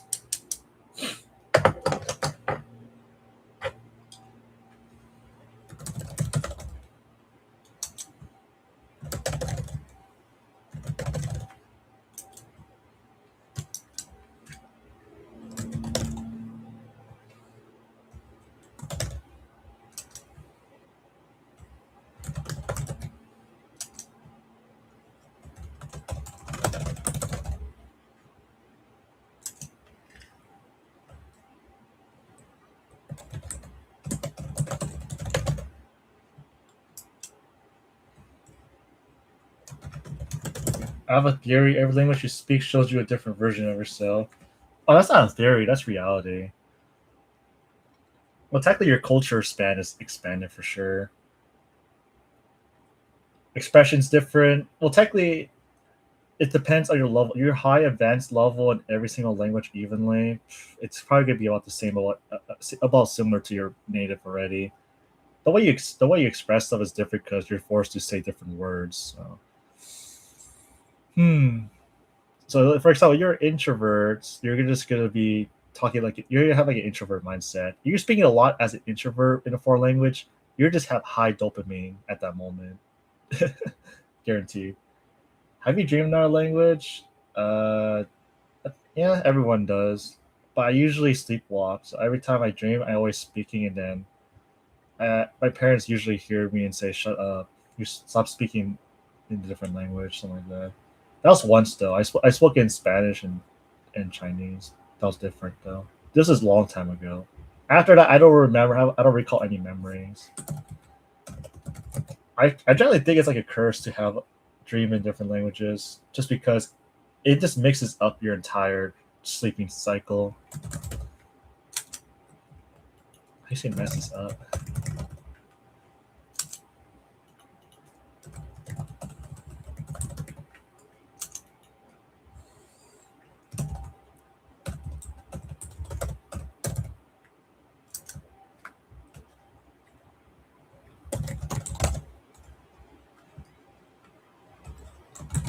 Move on. Vai avanti. Vai avanti. Vai avanti. Vai avanti con your tuo amigo. Seriously, tuo amigo? I tuoi amici. Amici. Just,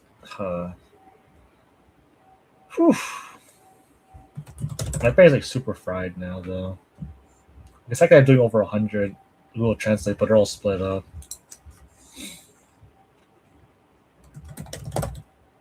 If I can have like the most ideal study session is I don't have to learn new words. I already know everything, and I just do listening and just speak and Google Translate. Like this is like the most ideal routine. Listening, Google Translate, done. Speaking, whole different case. What are your thoughts? Do you think in one language or do you mix them up? I think everything in English. So my brain is pretty mixed up though. Because for example, you do have to switch your brain to a certain language to start speaking it. On will, I think that's just super high advanced. Mandarin I can switch anytime, so it's that easy. But I generally just stick in English just because my entire life is English. If you're pretty much, if I'm sitting down here, I would force the brain to try to speak in that target language, and then it'll start just switching. So basically, imagine you have multiple like switches to say turn off English, turn on this. That's literally what it's doing. So. It's a manual switch.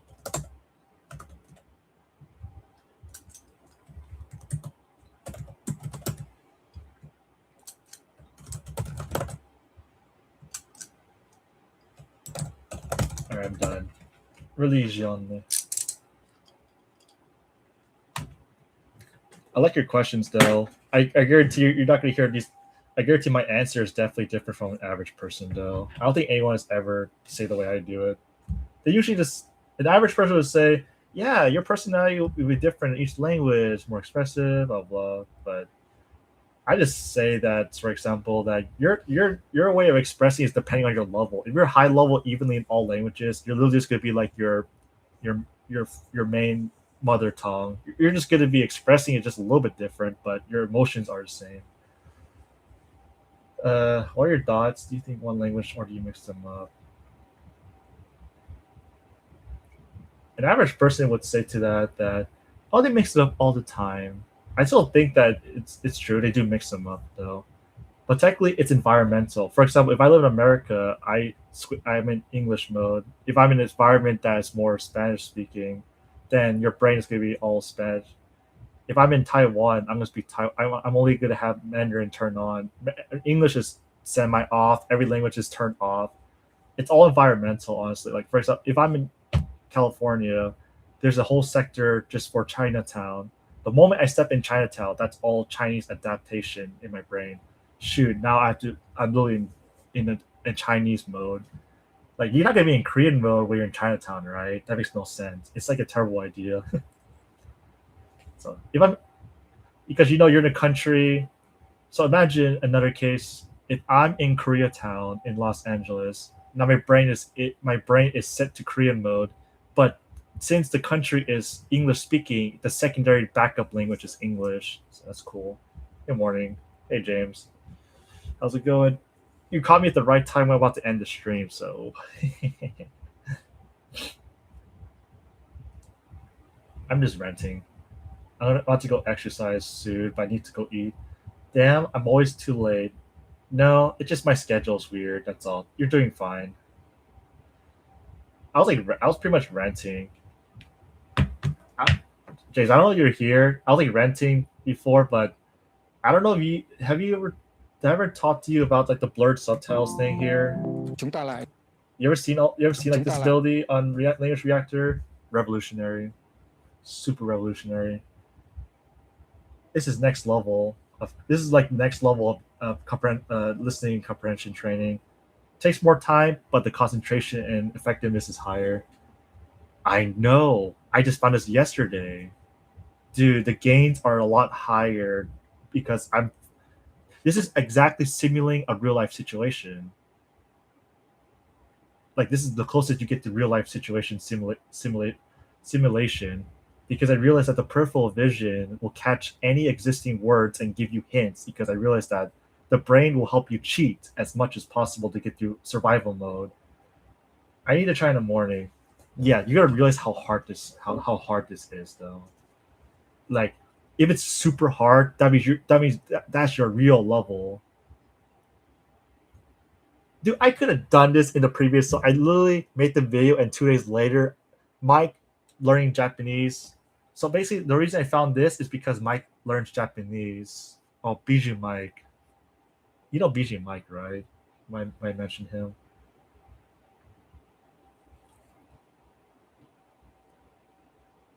I was so mad that it took me all these years to realize that there's actually a blurred subtitle ability, and I had no idea. Bam. And I know, like, especially I've talked a lot about like, okay, It was like what was the exact moment? It was this exact moment that I realized that Migaku has the ability. So I check if Language Reactor has the same ability. Pause the video before every sentence and show secondary subtitles. Blah blah blah blah blah blah. Is it blurred subtitles on Language Reactor or Migaku? Language Reactor. This is Language Reactor, man. So basically, if you want the exact settings, you go to Settings and you click on Hide Subtitles, then Translation. You have the coolest perspective when it comes to language learning. Thank you. Hey, Benji. Dude, this shit is so good. I swear to God. If you try using this one single feature, you realize you are officially in the real world situation. Okay. I claim that listening is like listening comprehension training is like you're in a classroom attaining knowledge. Okay, good start. And then when you're in language classes, you are like in a training battlefield, right? So for example, I don't know, what are those gladiator realms, whatever? Gladiator training fields. I don't know what the hell they do for training for gladiator fields. Like for school, right? They do all this. This is exactly like you're simulating a real life case, but with wooden swords. Okay, this is like online classes, and that's actually online classes. And then, but the blurred subtitles is a whole different realm. You officially attain like a simulation of war. Technically, war is like anything could be thrown at you. So this is exactly simulating war. Okay, with the subtitles, it's cheating because does the peripheral vision provide information for you subconsciously? See, yes, the peripheral vision continuously provides background information to the brain without conscious awareness. So this awareness I just found out like yesterday. It's mind-blowing to me. You can't have this in one of your streams. You need to make it a dedicated video and upload. Everyone else will miss out on this. I'll try and I'll tell you how it went tomorrow. Okay, so basically your test, where when you try it, you realize you don't understand a lot more than you did before. If you understand a little bit less, that still means the effect is working and your listening comprehension is good.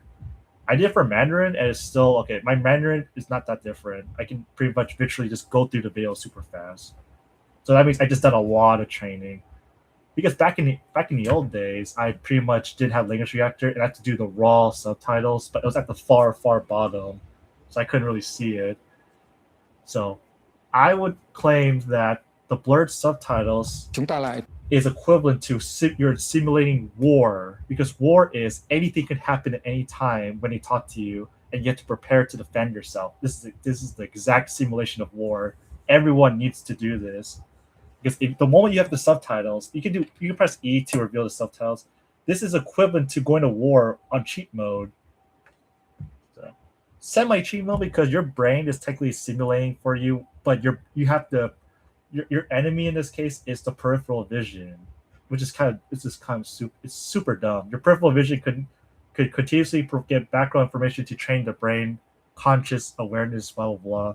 Because I forgot in speed reading that the brain has the ability to use peripheral vision and attain all knowledge. So you ever see like those Asian kids photo reading? What's the equivalent of using no subtitles then?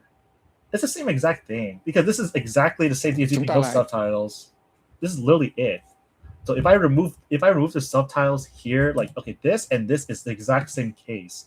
The difference is you have now at the end of the part of the video, sorry, the sentence, you can officially check your errors. So this is practice. In real simulation, it's going at full speed. So. Tiếp tục với bạn Tuấn Lâm, giám đốc vùng của ESG, bởi vì câu chuyện với bạn ấy rất... It's not that different compared to if you had if you had the blurred subtitles with it's not that different to this to that. Same exact case. The only difference is now you can officially check your mistakes. When you can check mistakes, you are in simulation, preparing blah blah blah. So, but if you have the subtitles, okay, subtitles, you're in simulation. If you have no subtitles, that's literally war. But technically, this is the closest thing we have simulation to prepare for war, which is cool. So,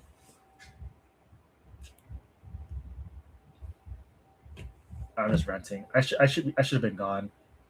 So, you know the Asian kids who do like photo reading, blah blah. Okay, so Asian kids speed reading contest, China. So I'm starting to believe like this shit is real though.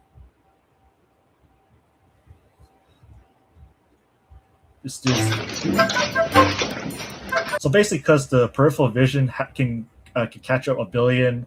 Okay. How much information can the peripheral vision detect? It's like 1 billion or something like that. How many bits of information can the peripheral vision detect? So this is a psychology realm. See, 10 million bits per second. So how many? Okay.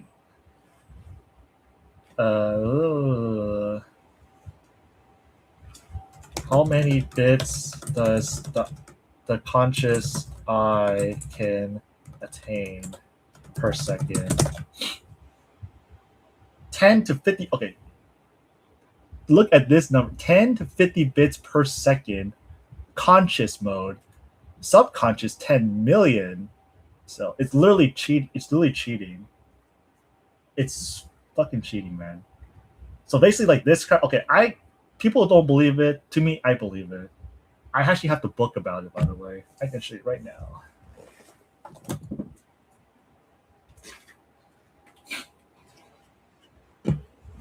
I have the book, photo reading. Legit. Well, technically, the only thing I could reach this level, but I get the peripheral vision. At least I can expand the peripheral vision. So, your peripheral vision is your enemy in this case. So,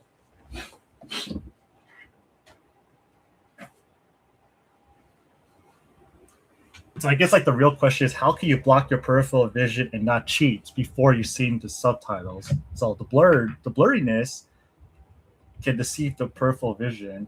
It cannot guess what it is. So it's super cool. So I still think that blurred subtitle is like the most revolutionary thing. Even though it's like people are gonna say, "Oh, it's been like this for like the last 4 years." Yeah, I didn't know until yesterday. So as a method, this is legit the greatest revolutionary to me. I was like, I would have done this from day one if I had blurred subtitles. Giám đốc vùng của ESG. I'm ranting. Yeah, so basically simulation. It's literally this kind of simulation when you're training. Well, gladiator war.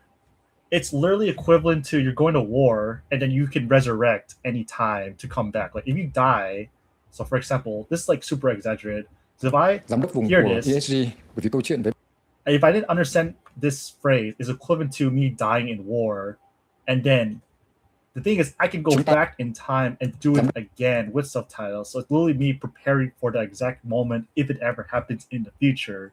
So it's like some kind of like interstellar shit. So whatever I'm talking about, I'm ranting. So later, James. I'm gonna head out too.